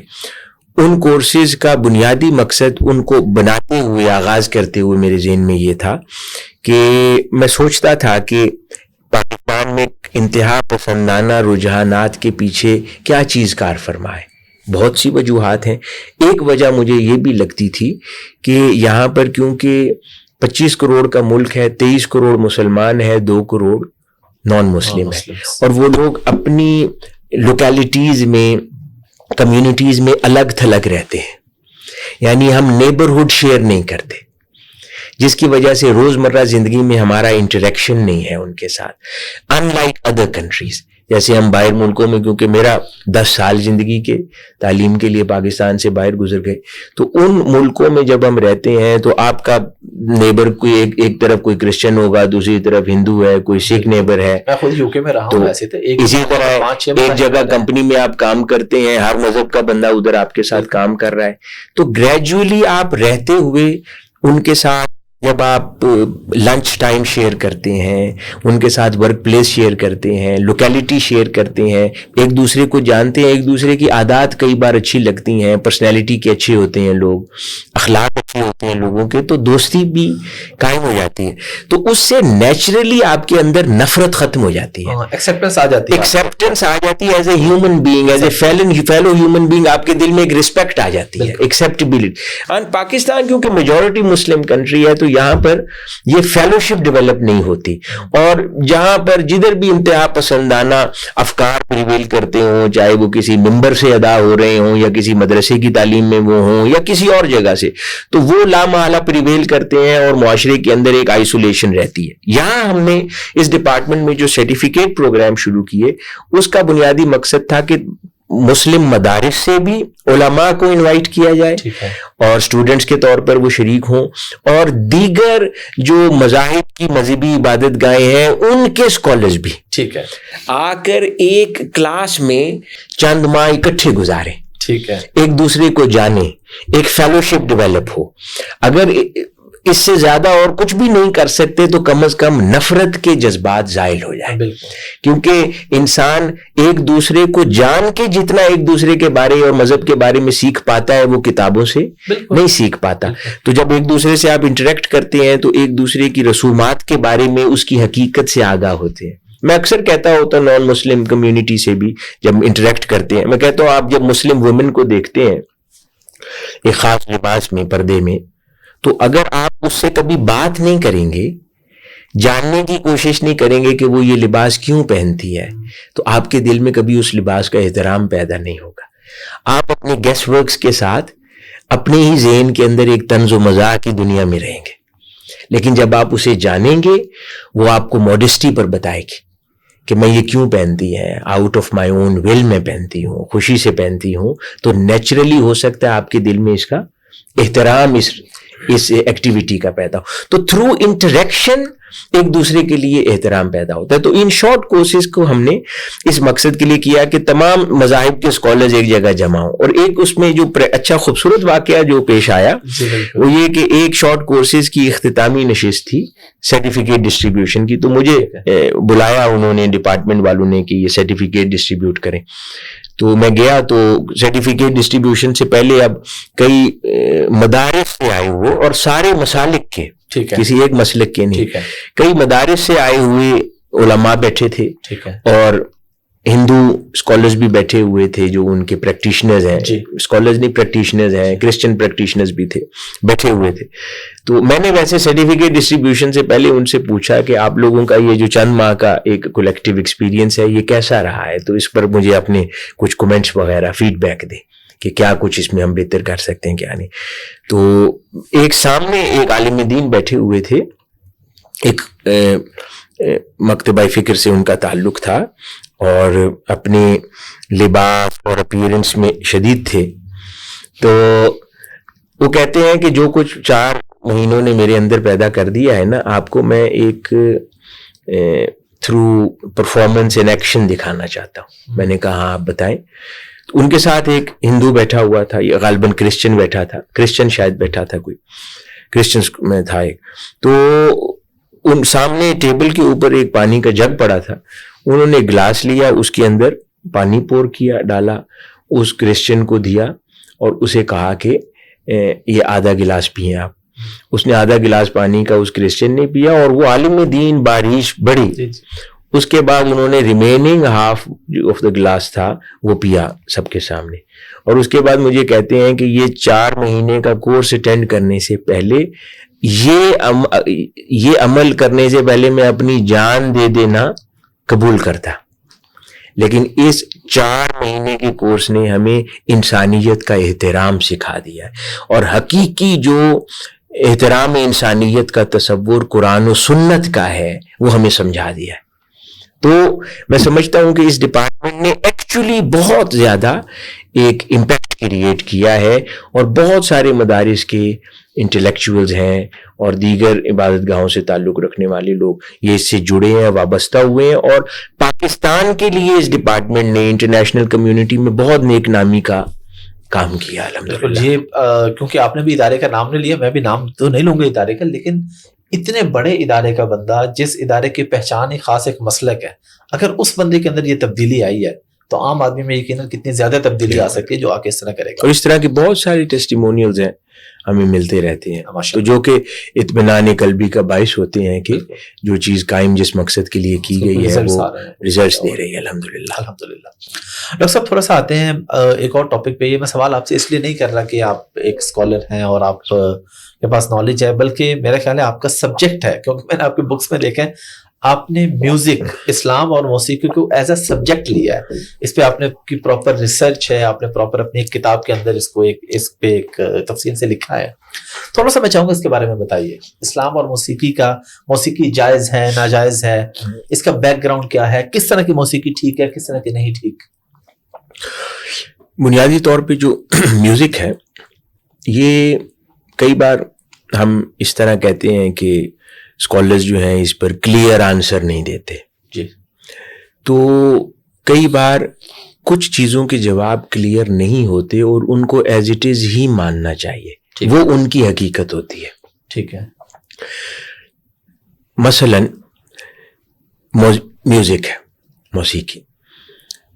اب اس کا جواب میں تو کچھ نہیں ہوں، اس پہ میں کیا دوں. میں آپ کو حضرت خواجہ نظام الدین اولیاء محبوب الہی رحمۃ اللہ علیہ، جو ایک بزرگ شخصیت ہے، اہل اللہ میں سے ہیں، دہلی انڈیا سے، ان کے الفاظ میں اس کا جواب دیتا ہوں.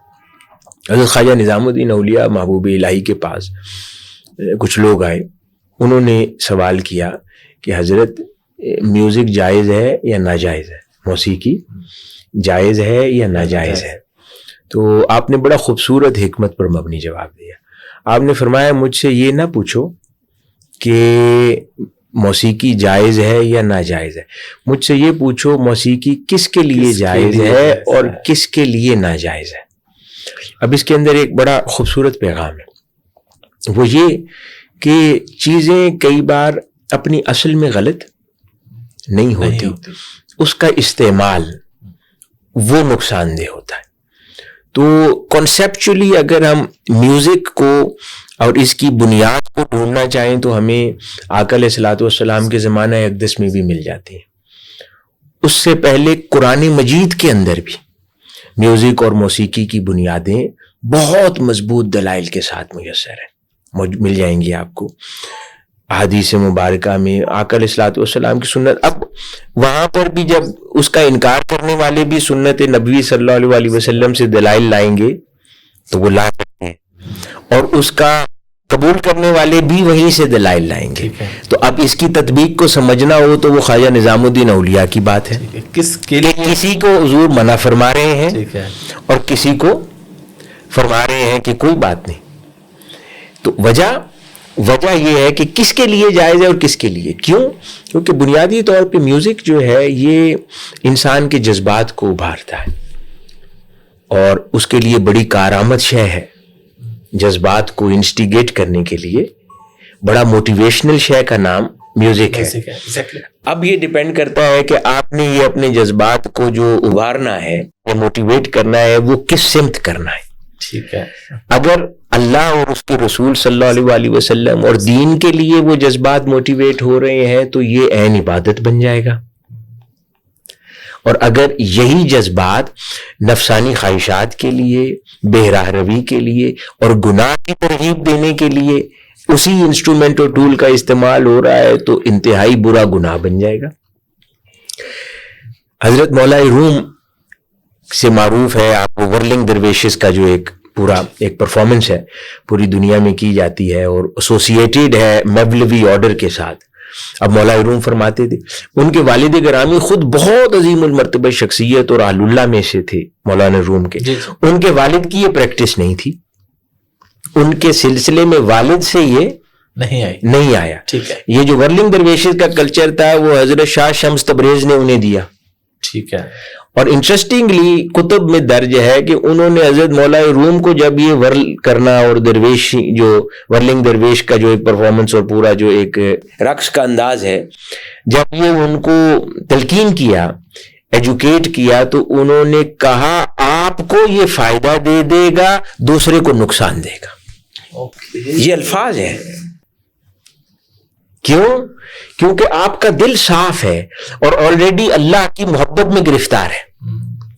آپ کے اندر نفسانی خواہشات نہیں آئیں گی، اس کی وجہ نہیں آئیں گی. آپ جب گھومیں گے تو دنیا سے بے نیاز ہوں گے اور اللہ رب العزت کی محبت میں اور فنا ہوتے چلے جائیں گے. اور آپ کو یہ ایسا احساس ہوگا کہ شاید اس کی محبت میں بے خود ہو کر اس کے لیے بس گھوم رہے ہیں، وجد کر رہے ہیں، بے خود کیے دیتے ہیں، بے خود کیے. تو آپ کو یہ کیفیت دے گی. لیکن کوئی دوسرا جو ہے وہ ہو سکتا ہے اس سے نارمل دنیاوی رقص کا ذوق اٹھا لے. یہی پوزیشن میوزک کی ہے کہ دلائل قرآن و حدیث میں دونوں سائڈ کے میسر آ جائیں گے، لیکن اس کو اپلائی کیسے کرنا ہے اور کہاں کرنا ہے یہ امپورٹنٹ ہے. اب جو میں نے جس کے اوپر لکھا بھی کچھ میری کتاب میں چیپٹر ہے پورا ایک. اب یوں جیسے موسیقی کے اندر انڈو پاک سب کانٹیننٹ کے اندر راگ انٹروڈیوس کیے گئے جو کہا جاتے ہیں نا، جیسے سا رے گا ما پا دھا نی، یہ راگ ہیں سارے جو انڈو پاک سب کانٹیننٹ میں. اور اس سے یہ جو ہمارے ہاں جو موسیقی اور موسیقی کی سائنس رواج پائی ہے وہ انہی راگوں پر بیس کرتی ہے. اب آپ حیران ہوں گے جان کر کہ جو قرات خود ایک موسیقی ہے، قرات قرآن موسیقی ہے، اور جن اصولوں پر اس کی بنیاد رکھی گئی ہے وہ بھی یہی 6 راگ ہیں. لیکن عربی زبان میں ان کے لیے نام مختلف ہے. دو، می، لا، سی، سول، فا، یہ راگ ہے. ٹھیک ہے. ترتیب اس کی میں نے الگ بیان کی ہے لیکن میں نے نام بتا دیے. اب یہی 6 راگ ہیں. اب ان راگوں کی تعریفات میں جائیں گے تو ایگزیکٹلی عربی کے یہ 6 جس پر قرات قرآن بنیاد رکھی گئی ہے وہ بھی سیم معنی ہے اور دوسروں کے بھی. مثال کے طور پر جیسے سا ہے، سا کے اندر حسن صوت ہے. رے جو ہے، رے کے اندر نزاکت ہے.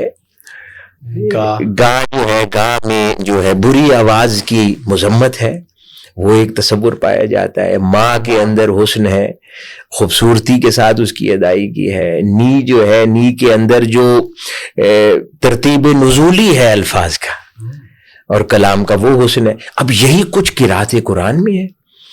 8 قرات کے مقامات ہیں جو قراء حضرات جس کے ماہر ہوتے ہیں، مختلف جو ماہرین ہوتے ہیں قرات کے وہ اس کو بیان کرتے ہیں، جس کے اندر 8 مقامات کے اندر بیات ہے، سیگا ہے، حجاز ہے، پھر آگے حجاز ہے، اس کے بعد کرد ہے مقام.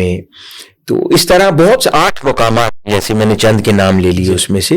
تو جو ماہرین ہیں اس کو سمجھتے ہیں تو یہ تمام مقامات اپنے اندر یہی راگوں کی بنیاد پر قائم کیے گئے ہیں. تو اس لیے جب آپ موسیقی کو دیکھیں گے تو پورا کا پورا قرآن میں نغمگی اور ترنم ہے. اور یہی اصول ہے موسیقی کے. اگر اس کی اصل اور بنیاد میں کچھ غلط ہوتا ہے تو اللہ رب العزت اپنے قرآن مجید کو ان اصولوں پر کیوں ترتیب دیتا؟ تو اس کی قبولیت کے اندر پرابلم نہیں ہے، اس کے اطلاق میں ہے کہ اطلاق اگر دنیا کی رغبت کے لیے کر دیں گے آپ اور نفسانی خواہشات پر عمل کرتے ہوئے کر دیں گے تو یہ گناہ بن جائے گا. اور یہی اگر اللہ اور اس کے رسول کے لیے، ملت کی محبت کے لیے، جو لوگوں کے اندر جنگوں کے دوران جذبے ابھارا کرتے تھے، اب یہ آقا علیہ الصلوۃ والسلام کے زمانہ اقدس سے ثابت ہے. نیشنل ڈیز کے اوپر ملی کلاموں کا پڑھا جانا، یہ سیدہ عائشہ صدیقہ رضی اللہ تعالی عنہا کے اپنے عمل مبارک سے آپ کے گھر میں آ کر بیٹھی ہوئی تھی خواتین، اور وہ یوم العید تھا تو وہ کچھ فوک کلام پڑھے جا رہے تھے. تو سیدنا اور آقا علیہ الصلوۃ والسلام حجرے میں اپنی پشت مبارک اس طرف کر کے آرام فرماتے، اور آپ کی کچھ سہیلیاں بیٹھی تھی تو پڑھ رہی تھی. تو سیدنا ابو بکر صدیق رضی اللہ تعالیٰ عنہ جلال میں انٹر ہوئے کہ یہ کاشانہ نبوت میں یہ کیا ہو رہا ہے. آقا علیہ الصلوۃ والسلام کا چہرہ اقدس دوسری طرف تھا. آپ نے فرمایا ابو بکر ان کو پڑھنے دو، یوم العید ہے، خوشی منا رہے، نہ روکو ان کو. تو اب اس سے اس کی کہیں نہ کہیں جواز مل بھی جاتا ہے. تو اس وجہ سے اس کا جو بہترین آنسر ہوگا وہ یہ کہ اس کا اطلاق ہونا چاہیے کہ کون سی موسیقی درست ہے اور کون سی درست نہیں ہے. درست نہیں ہے. وقت مختصر ہے، سوال کافی زیادہ ہے. ایک اور سوال پہ آتے ہیں. آپ نے کتاب لکھی ہے اس پہ پوری فلسفہ آواگون پہ. تو بنیادی طور پہ کیونکہ ہر آدمی اس کو نہیں جانتا، تو کیونکہ ماشاءاللہ آپ کی بھی ایک اچھی آڈینس ہے، ہمارے بھی کچھ لوگ سنتے ہیں، تو میں چاہ رہا ہوں کہ جو ہمارا نوجوان نسل ہے، پڑھا لکھا طبقہ ہے، جس کو اس کے بارے میں نہیں پتا، یا جو لوگ ہیں جن کو تھوڑا بہت آئیڈیا، اگر آپ مختصراً کچھ بتا دیں ایک اور فلسفہ آواگون کیا ہے اور آپ کو یہ لکھنے کی ضرورت کیوں پیش آئے؟ یہ بنیادی طور پہ میں آسٹریلیا میں تھا، تو انٹرفیتھ کمیونٹی جو ہے، جو مختلف مذاہب سے تعلق رکھنے والے اسکالرز ہیں، کیونکہ ان کے ساتھ میرا اپنے آؤٹ آف انٹرسٹ بہت زیادہ کانٹیکٹ رہتا ہے، اور کئی ریسرچ کے موضوعات وغیرہ بھی ان کولیبوریشن ہم اکٹھے کر رہے ہوتے ہیں، اور انٹرفیتھ ریلیشن سے ریلیٹڈ ایکٹیویٹیز ہیں انٹرنیشنلی، وہ انجام بھی اکٹھے دے رہے ہوتے ہیں. تو میرے ذہن میں ہمیشہ ایک خیال رہتا تھا کہ جب عموماً تمام مذاہب کا انکلوڈنگ اسلام، اس کا جب مطالعہ ہم کرتے ہیں تو بہت ساری کامنالٹیز ان سب میں نظر آتی ہیں، جو کہیں نہ کہیں ایک سورس کا پتہ دیتی ہیں کہ ان گائیڈنسز کے پیچھے کہیں ایک کامن سورس ہے ڈیوائن. تو وہ کامنالٹیز ہمیں نظر آتی تھی. لیکن پھر یکسر جو ابراہیمک ریلیجنز ہیں، جس میں یہودیت ہے، مسیحیت ہے اور اسلام ہے، تو ان تین مذاہب کے علاوہ جو ہمارے انڈین ٹریڈیشن کے مذاہب ہیں، جس کے اندر بدھ مت ہے، ہندو مت ہے، جین مت ہے، تو ان میں ایک بنیادی ڈفرنس نظر آتا تھا جو میں اس کو سمجھ نہیں پاتا تھا کہ یہ میجر ڈفرنس یہ کیوں ہے، جبکہ باقی بہت ساری کامنالٹیز ہیں. یعنی آپ حیران ہوں گے کامنالٹیز کے تصور میں جان کر کہ یعنی سود، اگر یہ صرف اسلام میں نہیں حرام، سود کرسچینٹی میں، سود جوڈائزم میں، سود یہودیت میں، اور سود ہندو مت میں بھی حرام ہے. شراب بھی سارے مذاہب میں حرام ہے اسلام کی طرح، اور ایڈلٹری بھی. تو بہت ساری کامنالٹیز ہیں. یہ الگ بات ہے کہ وہ پریکٹس نہیں کرتے، اور دنیا یہ مسلمانوں کی بھی اب بہراروی میں حالت ایسی ہوتی جا رہی. تو فرق یہ ایک سمجھتا تھا یہ فلسفہ آواگون. اب یہ ہے کیا، یہ جو یہ جو ری انکارنیشن اس کو کہتے ہیں نا، 7 جنموں کا تصور، کہ ان کے ہاں یہ جو انڈین ٹریڈیشن کے مذاہب تھے، ایک تصور پایا جاتا ہے کہ انسان 7 مرتبہ اس دنیا میں پیدا کیا جاتا ہے مختلف حالتوں اور صورتوں کے اندر. تو 7 جنم ہوتے ہیں، جبکہ باقی ابراہیمک ریلیجنز کے اندر یہ تصور نہیں تھا. تو یہ اتنا میجر ایک ڈیفرنس تھا کہ میں یہ اس پہ بہت سوچتا تھا کہ یہ کیا وجہ ہے. میں نے پھر ان کی کتب کا اس نظریے سے مطالعہ کیا، ساروں کتب سے. تو ایک چیز جو میں نے پھر انڈرسٹینڈ کی، کانسیپٹ انڈرسٹینڈ کیا، کہ اسلام میں تعلیمات تصوف کے اندر، اور جو کہ قرآن مجید سے ہی ماخذ ہے، 7 نفوس کا ذکر ملتا ہے روحانی. ٹھیک ہے. یعنی جب روحانی اسپریچول، جس کو اسپریچول پاتھ کہتی ہے، روحانی سفر کا ذکر کیا جاتا ہے تو 7 نفوس ہیں، جس میں نفس امارہ، نفس لوامہ، نفس ملہمہ، پھر نفس مطمئنہ، نفس راضیہ، نفس مردیہ اور نفس کاملہ. 7 نفوس ہیں. تو یہ ایک گناہگار اور کمزور انسان سے اللہ کے محبوب بندہ بننے تک کا جو سفر ہے، ایک روحانی سفر ہے کہ انسان اپنے اندر روحانی، اخلاقی اور دینی تزکیہ اور اصلاح کرتا چلا جاتا ہے اور تہذیب میں داخل ہوتا چلا جاتا ہے. تو یہاں تک کہ ایک کامن مین سے اللہ رب العزت کے خاص بندوں میں شامل ہو جاتا ہے. اس کی خصوصیات بدل جاتی ہیں، اس کی عادات بدل جاتی ہیں، اس کے اوپر اللہ رب العزت کی صفات کا رنگ، آقا علیہ الصلوۃ والسلام کے جو اسوہ کاملہ کی خیرات اس کو میسر آ جاتی ہے تو وہ نکھر آتا ہے.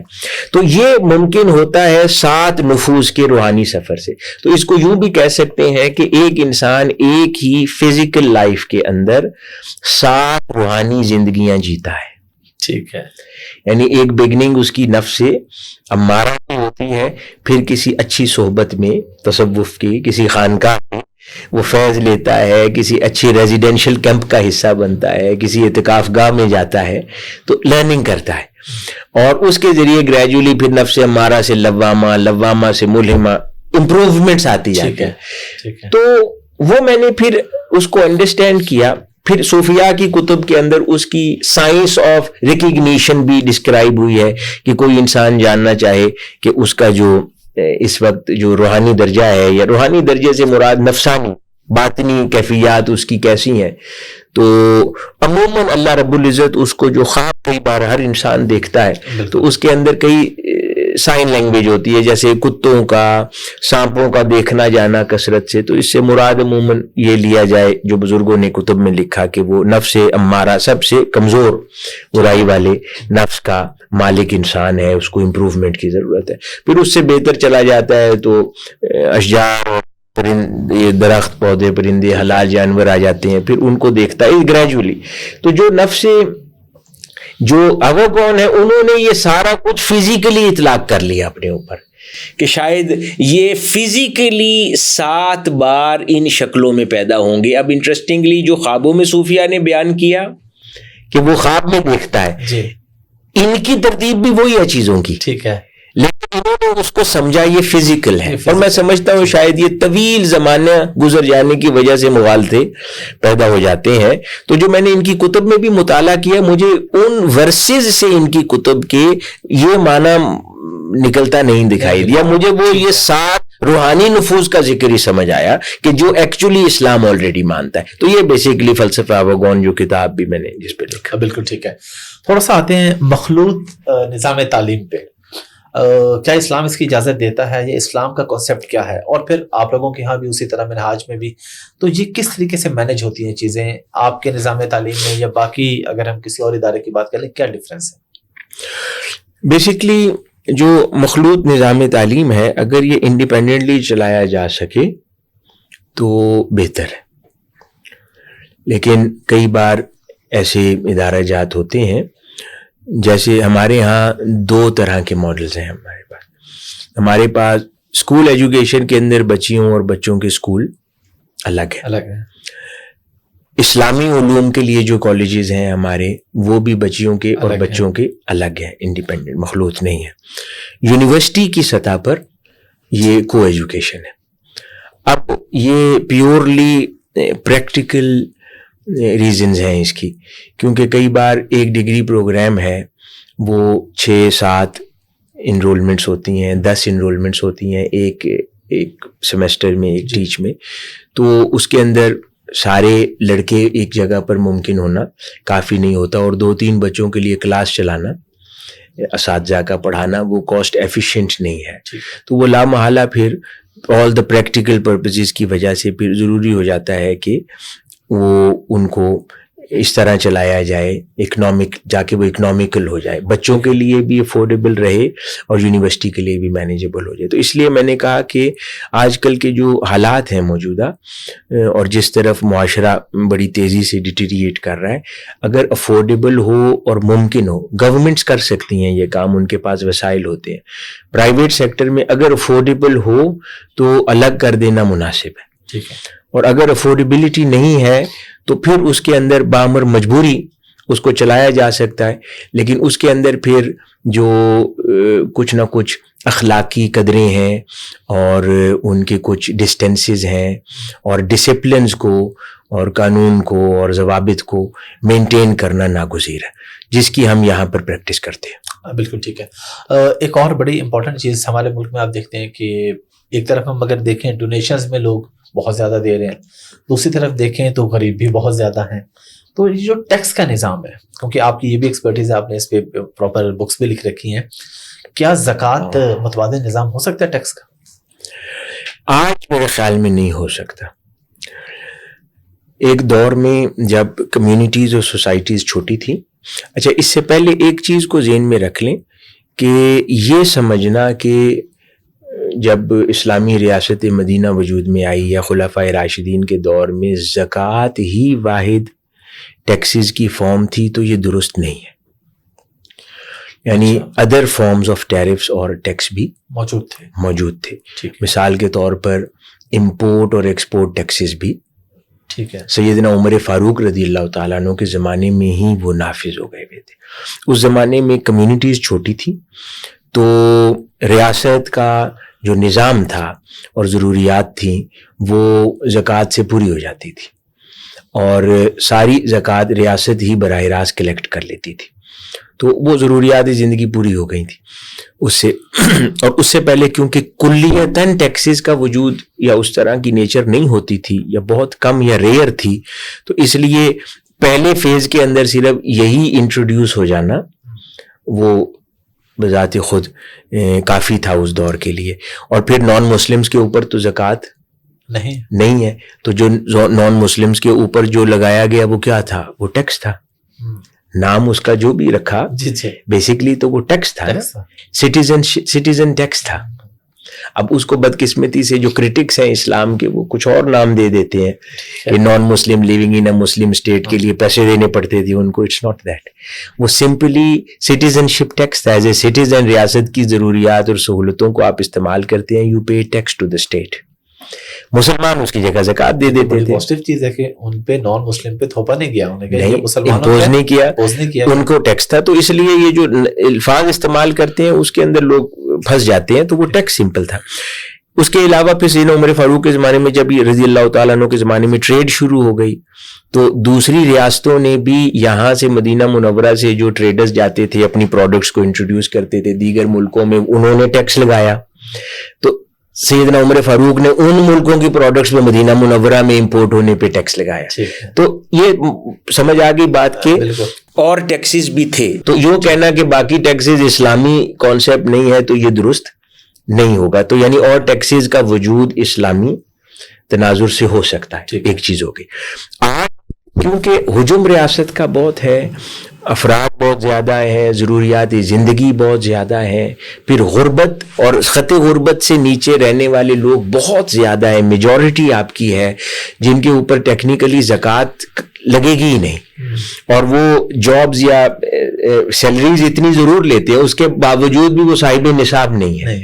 تو اگر ان کو کلیتاً نیٹ سے نکال دیں گے آپ, تو پھر ریاست کے لیے اپنے امور کو انجام دینا مشکل ہو جائے گا. ہاں یہ آپ کو ضرور کہنا چاہیے کہ ٹیکسیشن کے سسٹم کو ریفارمز کی ضرورت ہے, اس کو امپروو کیا جائے, اس کے نفاذ کو بہتر کیا جائے, ٹیکسز نہ بڑھائے جائیں بلکہ ٹیکس بیس کو بڑھایا جائے, اور کوئی ایسے متبادل ٹیکسنگ کے اور ٹیکسیشن کے نظام کو انٹروڈیوس کیا جائے جو لوگوں کے لیے بھی آسان ہو جائے اور اس سے ٹیکس بیس بھی انکریز ہو سکے. اس پر الگ سے کسی اور موقع پر بات کی جا سکتی ہے. نہیں, میرے خیال میں یہ ریاست کے لیے کام کرنا دشوار ہوگا, اور ریاست کے بنائے ہوئے قوانین پر عمل پیرا ہونا بھی تعلیمات اسلامی میں سے ہے. زکوٰۃ کے بارے میں ضمناً ایک سوال ہے کہ بتا کے دینی چاہیے یا چھپا کے دینی چاہیے؟ اس یعنی کس کو بتا کر؟ جس کو دے رہے ہیں؟ نہیں، پبلک کو بتا کے، یا جس کو، ہاں بلکہ یہ سوال آپ نے ہی سوال میرا جو ہے وہ آسان کر دیا. دونوں سوال ہیں. لوگوں کو بتا کر، آس پاس کے لوگوں کو، جس طرح آج کل سوشل میڈیا ہے، میں یہ اس ادارے کو اتنے دے رہا ہوں، میں یہ کر رہا ہوں، میں یہ ڈونیٹ کر رہا ہوں، یا اپنے احباب کو. یہ اس کے دو سوال ہیں، ان کے دو الگ جواب جی ہیں. بالکل.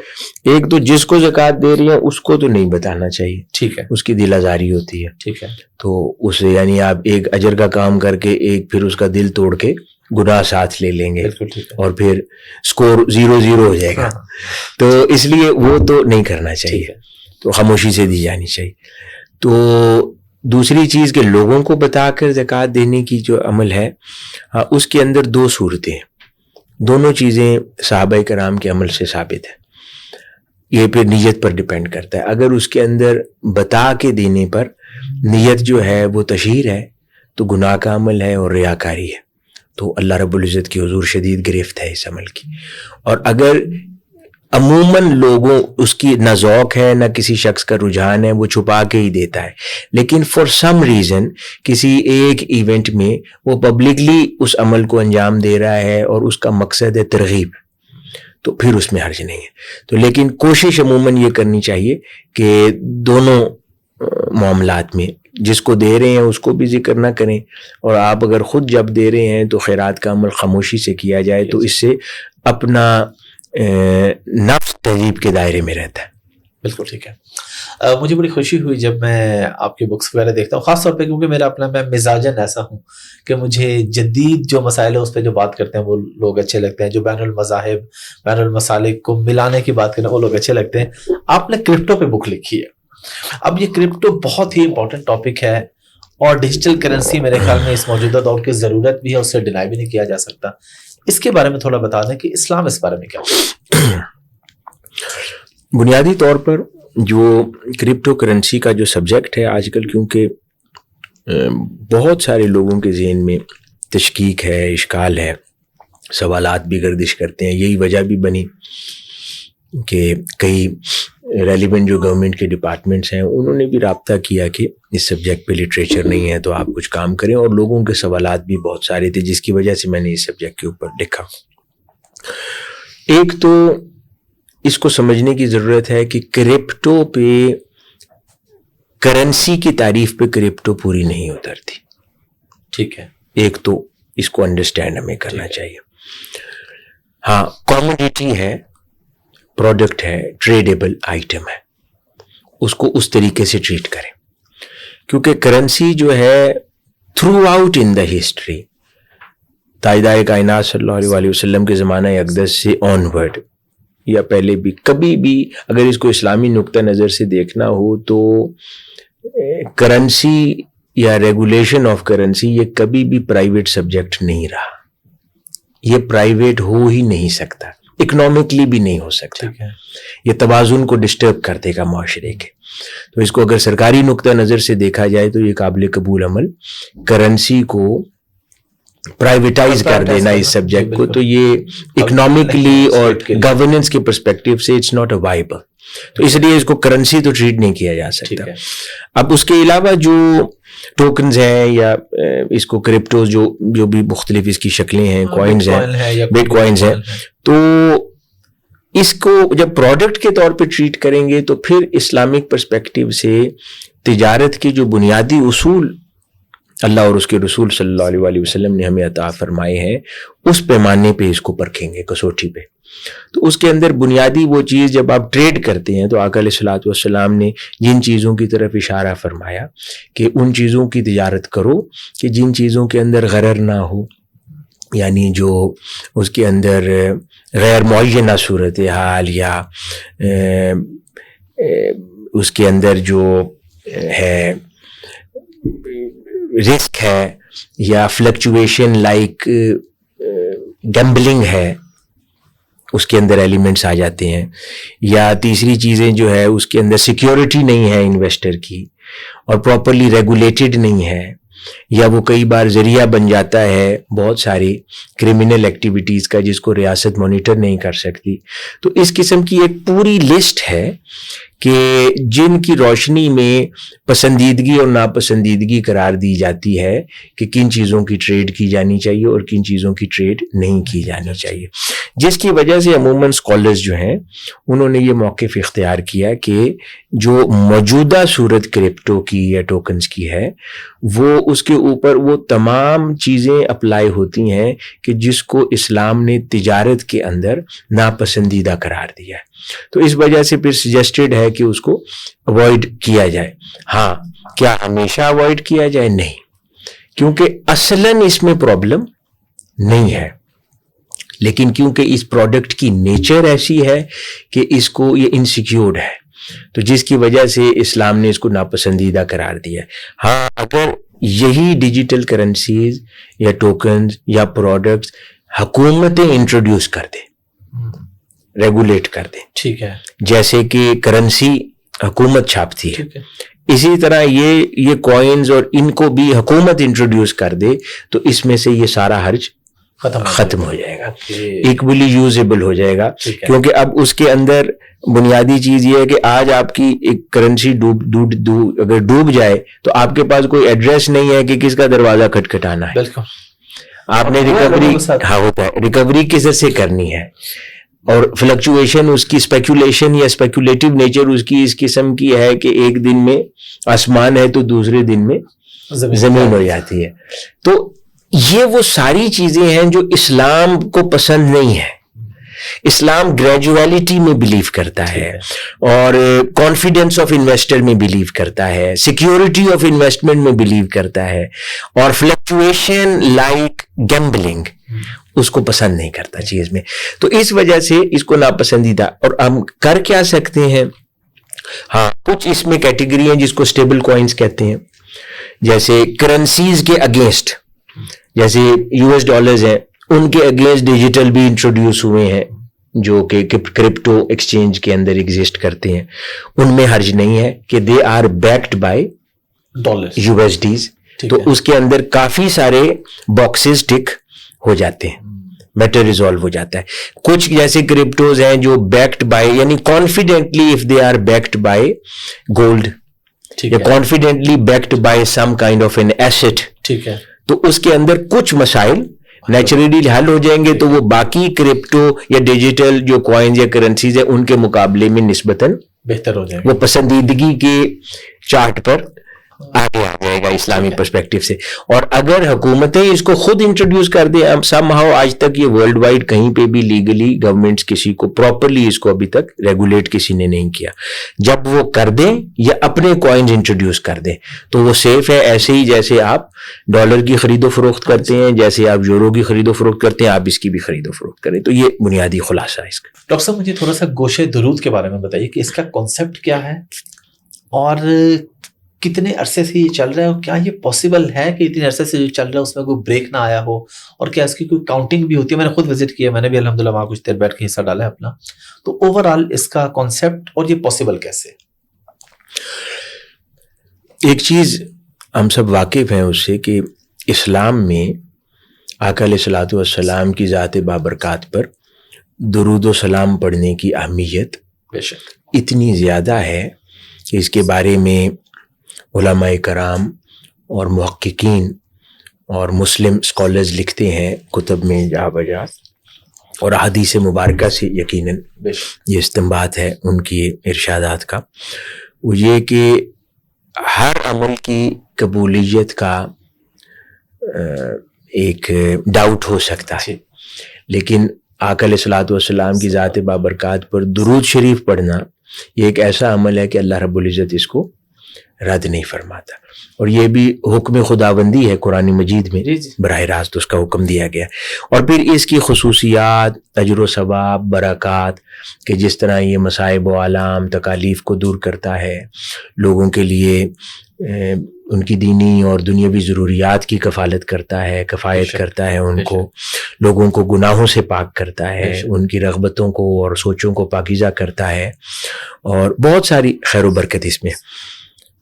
اب عموماً لوگ انڈیویجولی الگ الگ مقامات پر اپنی اپنی طبیعتوں کے اور اوقات کار کی اویلیبلٹی کے حوالے سے لوگ درود شریف پڑھتے ہیں، تو شیخ الاسلام کہ ذہن میں ایک بہت ہی خوبصورت یہ خیال آیا، اللہ پاک نے ڈالا، اور آپ نے منہاج القرآن انٹرنیشنل کا جو سیکریٹریٹ ہے ہمارا مرکز، وہاں پر آپ نے گوشہ درود جس کو منارت السلام کہتے ہیں، تو آپ نے اس کی بنیاد رکھی، اور 2005 میں، یعنی اب اس بات کو 20واں سال شروع ہونے والا ہے، تو اور ادھر ایک ماڈل آپ نے ڈیولپ کیا کہ ہر روز یعنی 10 دن کے لیے پورے ملک سے لوگ اپنے آپ کو رجسٹر کرتے ہیں والنٹیریلی، اور بڑی ٹیمز درجنوں کے تعداد میں آتی ہے، اور ایک خاص لباس میں ایک خاص انداز سے وہاں پر 8 گھنٹے کی 3 شفٹس کے لیے بیٹھتے ہیں وہ لوگ،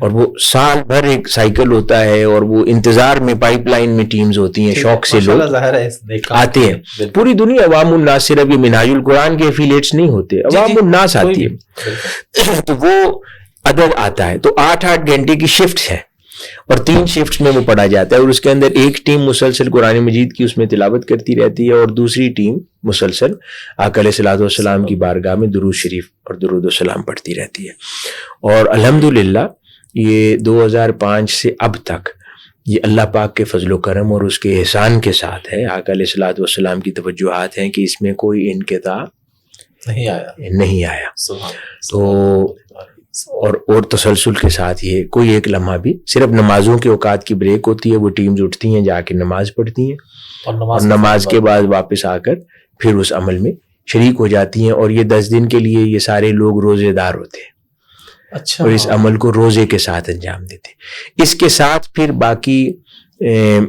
چند گھنٹوں کے لیے روز وہ پھر والنٹیئر ویسے ہی جو بھی واک ان کرتا ہے وہ ان کے ساتھ وہ پھر شریک ہوتا رہتا ہے، تو وہ جتنے بھی آتے رہے وہ عدد میں اضافہ کرتے ہیں، لیکن یہ ایک فکسڈ سٹرکچر ہے، درجنوں کی تعداد میں لوگ ہوتے ہیں، وہ سارا سال 19 سال سے اللہ پاک نے یہ معمول رکھا ہے۔ میں سمجھتا ہوں تحریک منہاج القرآن کے دامن میں گوشہ درود کا یوں قائم ہونا، اور مسلسل سے درود و سلام کا یوں چشمے کی طرح رواں ہونا، وہاں سے یہ تحریک منہاج القرآن کی فکر، تحریک منہاج القرآن کے ادارہ جات، تحریک منہاج القرآن کے کام کے فروغ کے اندر اس کی بہت ساری برکات شامل ہیں۔ بے شک ڈاکٹر صاحب، ایک اور بڑے امپورٹنٹ ٹاپک کی طرف تھوڑے سے میں معاشرتی مسائل پہ آنا چاہ رہا ہوں آپ کے ساتھ۔ آپ جیسے لوگ جو ہوتے ہیں جن کے ساتھ بہت سے لوگوں کا ملنا جلنا، بہت سے لوگ آتے جاتے ہیں اپنے مسائل بتاتے ہیں، ان سے میں یہ سوال ضرور پوچھتا ہوں کہ طلاق کی شرح ہمارے ملک میں بھی اب بڑھتی جا رہی ہے، آپ بھی اپنے آس پاس دیکھتے ہوں گے، وجہ کیا سمجھتے ہیں؟ سب سے بنیادی وجہ اس میں سے کیا آپ کو لگتی ہے، یا لوگ کیا بتاتے ہیں آ کے، اور سلوشن کیا ہے؟ طلاق کے حوالے سے جو بنیادی وجہ جس کو میں سمجھا ہوں، وہ اس کے 2-3 عوامل ہیں۔ ایک تو سب سے بڑا مسئلہ معاشی ہے،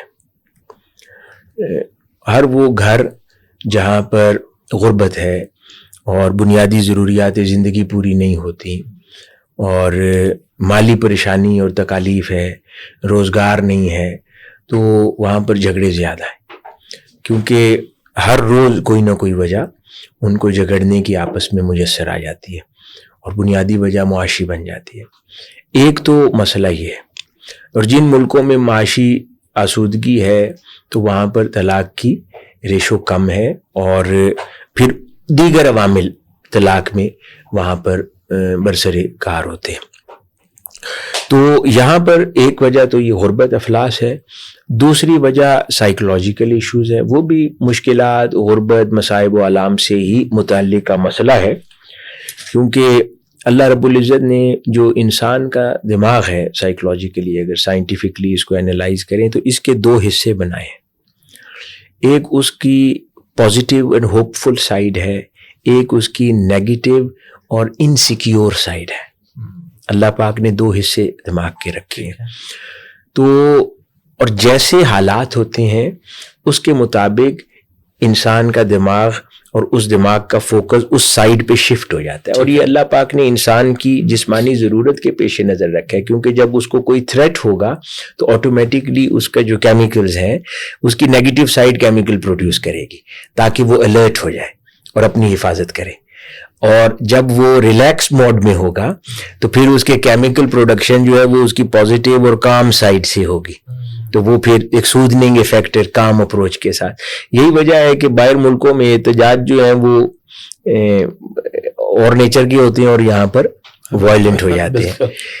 اور جب انسان 24 گھنٹے فائنینشیل تھریٹ میں رہے, فائنینشیل سٹریسز میں رہے, انسیکیورٹیز میں رہے, بیماریوں میں رہے, تکالیف میں رہے, کوئی فون بھی گھر پہ کال آئی ہے تو اٹھانے سے پہلے خیال آتا ہے کہ یا تو کوئی بیمار ہو گیا ہے, یا کسی کی موت واقع ہو گئی ہے, یا کوئی نقصان ہو گیا ہے. ایسے ماحول میں جب 24 گھنٹے رہتے ہیں تو ہمارے یہاں لوگوں کا 90% آف دا ٹائم جو برین شفٹ ہے وہ towards negative and insecure side رہتی ہے. اس میں کبھی بھی انسان پھر کسی کے پازیٹیو کومنٹ کو بھی پازیٹیو نہیں لیتا, ایک ڈپریسنگ اپروچ بن جاتی ہے. ہر آدمی کی بات بری لگتی ہے اور اس کی پازیٹیو کنسٹرکٹیو سجیشن کو بھی انسان غلط لیتا ہے, پھر اس سے جھگڑ پڑتا ہے, سمجھتا ہے کہ اس نے میری ایگو کو ہرٹ کر دیا ہے, یا اس نے میری انسیکیورٹیز کو ٹچ کر دیا ہے, یا اس نے میری بدتریفی کی ہے, تو اس طرح کا حملہ محسوس کرتا ہے. تو یہی رویے گھروں میں ہوتے ہیں, میاں بیوی کے درمیان جنہوں نے سب سے زیادہ وقت گزارنا ہے, ایک دوسرے کی پوائنٹس کو, باتوں کو نیگیٹو ٹریٹ کرتے ہیں. تو اس کی وجہ سے یہ طلاق کی شرح بڑھ جاتی ہے, جس کی وجہ میں نے بتایا مسائل ہے. دوسری بنیادی وجہ ایک اخلاقی شفٹ ہے معاشرے کا. ایک دور میں جو فوکس ہوتا تھا آدمی اور عورت کا وہ فیملی تھا, اور وہ فیملی اس کے پیرنٹس تھے, پیرنٹس سے آگے پھر وہ میاں بیوی تھے, پھر ان کی اولاد تھی. ایک فیملی یونٹ کا تصور تھا. تفریح کا تصور بھی فیملی سے وابستہ تھا. ایک کانسیپٹ تھا کہ خوشی کولیکٹیونیس میں ہے, انجوائمنٹ مل کے بیٹھنے میں ہے اور شیئر کرنے میں ہے. تو یہ ایک کانسیپٹ تھا. انفارچونیٹلی ہم لوگ جیسے مٹیریلزم بڑھتی جا رہی ہے تو ہم لوگ اتنا زیادہ آئسولیٹ ہو گئے ہیں مینٹلی, فکری طور پر, جذباتی طور پر, کہ اب فیملی سے فوکس ہٹ کر انڈیویجول اور پرسنل انٹرسٹ پہ شفٹ ہو گیا ہے. جو خاتون ہے وہ بھی کہتی ہے میری زندگی کا کیا, اور مرد بھی کہتا ہے کہ میری اپنی ذاتی خواہشات, میری انٹرٹینمنٹ, میرے دوست, میری آزادی, میرا می ٹائم, میرا فری ٹائم. بیگم بھی کہتی ہے میرا می ٹائم, میرا فری ٹائم. یہ پہلے تصورات نہیں تھے. جب یہ تصورات آ جاتے ہیں اور فیملی اب فوکس نہیں رہتی, اولاد فوکس نہیں رہتی, ان کی تربیت فوکس نہیں رہتی, اور اپنی ذات اور اپنی ذاتی خواہشات مرکز بن جاتا ہے سوچوں کا, تو پھر طلاق لینا آسان ہو جاتا ہے. کیونکہ اب آپ اس یونٹ اور اولاد کے لیے نہیں سوچ رہے کہ ان پہ کیا گزرے گی, یہ بڑے ہو کے کیا فیل کریں گے, ایک سپلٹ یا سپلٹڈ فیملی کے یہ بچے کہلائیں گے, ان کی ذہنی ساخت کیسی ہو جائے گی. تو وہ اب اس پہ سوچ نہیں رہے, اپنی ذات کے بارے میں سوچتے ہیں, میری جوانی, میری خواہشات, میرا کھیل, میرے دوست, میری مصروفیات. تو اس سے تباہی ہو جاتی ہے.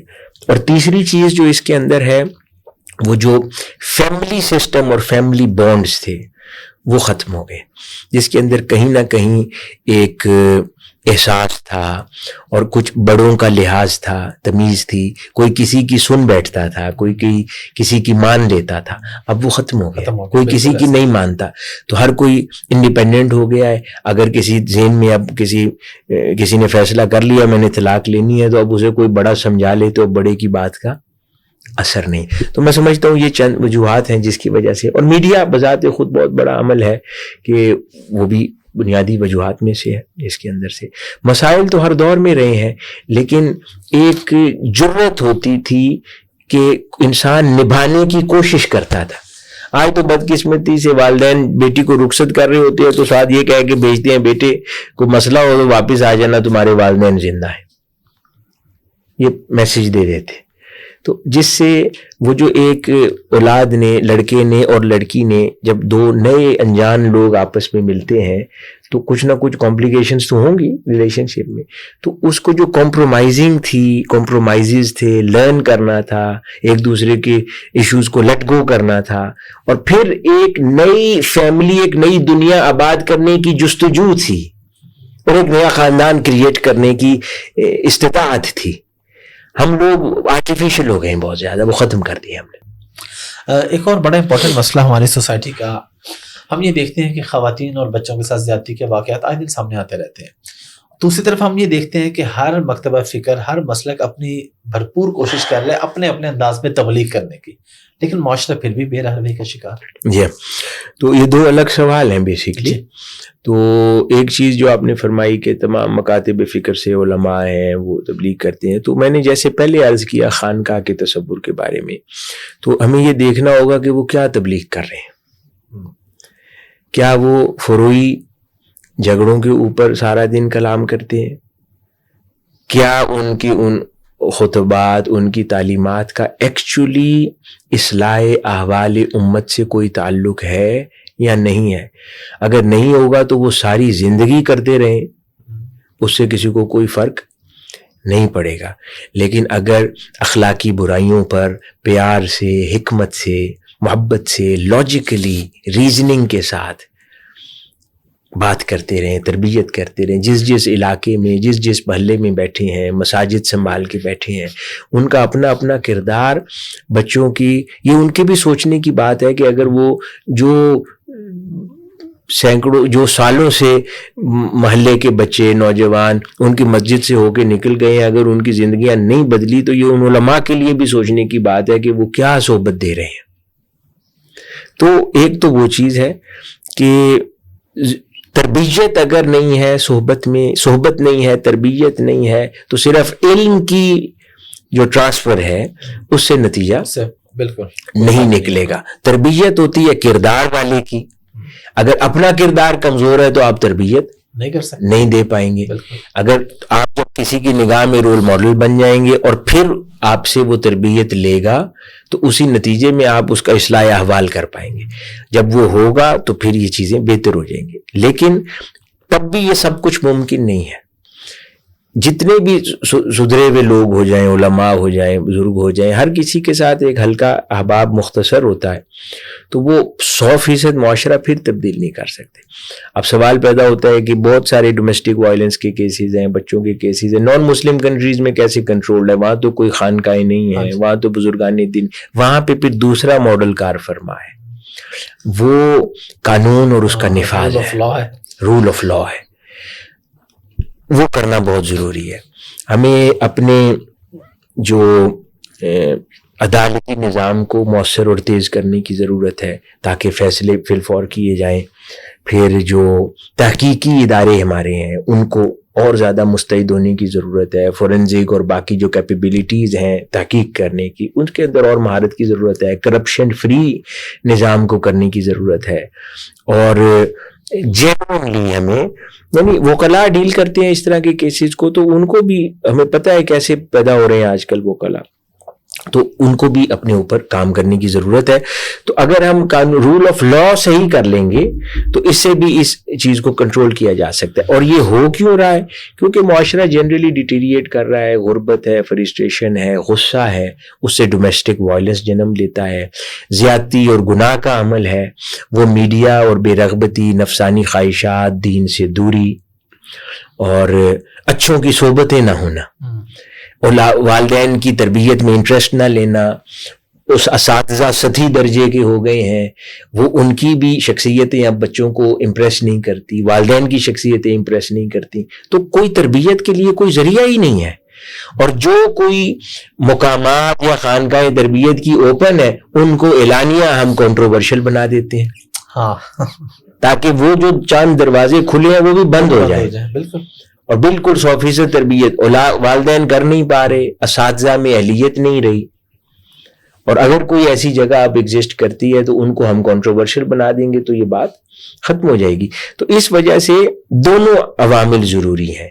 ایک جو تربیتی نظام، اس کا فروغ ضروری ہے، وہ والدین کو ذمہ داری اپنی سنبھالنی ہے، اساتذہ کو سنبھالنی ہے، اور پھر تربیت گاہوں کو سنبھالنی ہے.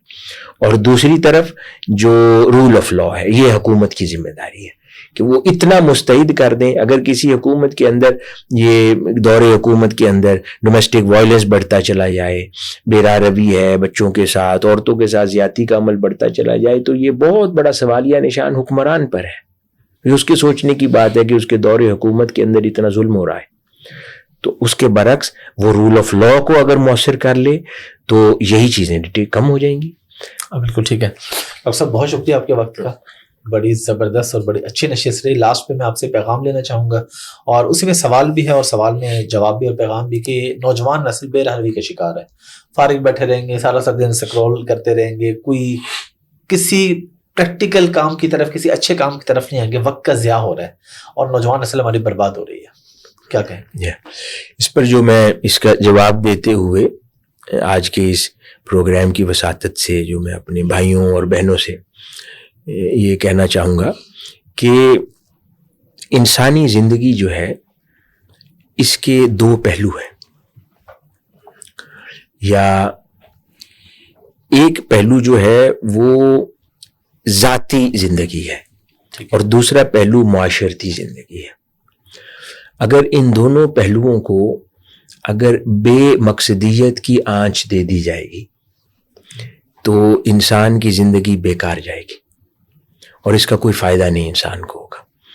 لیکن اگر انہی دونوں پہلوؤں کو مقصدیت اور پرپز کی آرزو دے دی جائے اور رستہ دکھا دیا جائے تو ذاتی زندگی بھی سنور جاتی ہے اور معاشرتی زندگی بھی سنور جاتی ہے.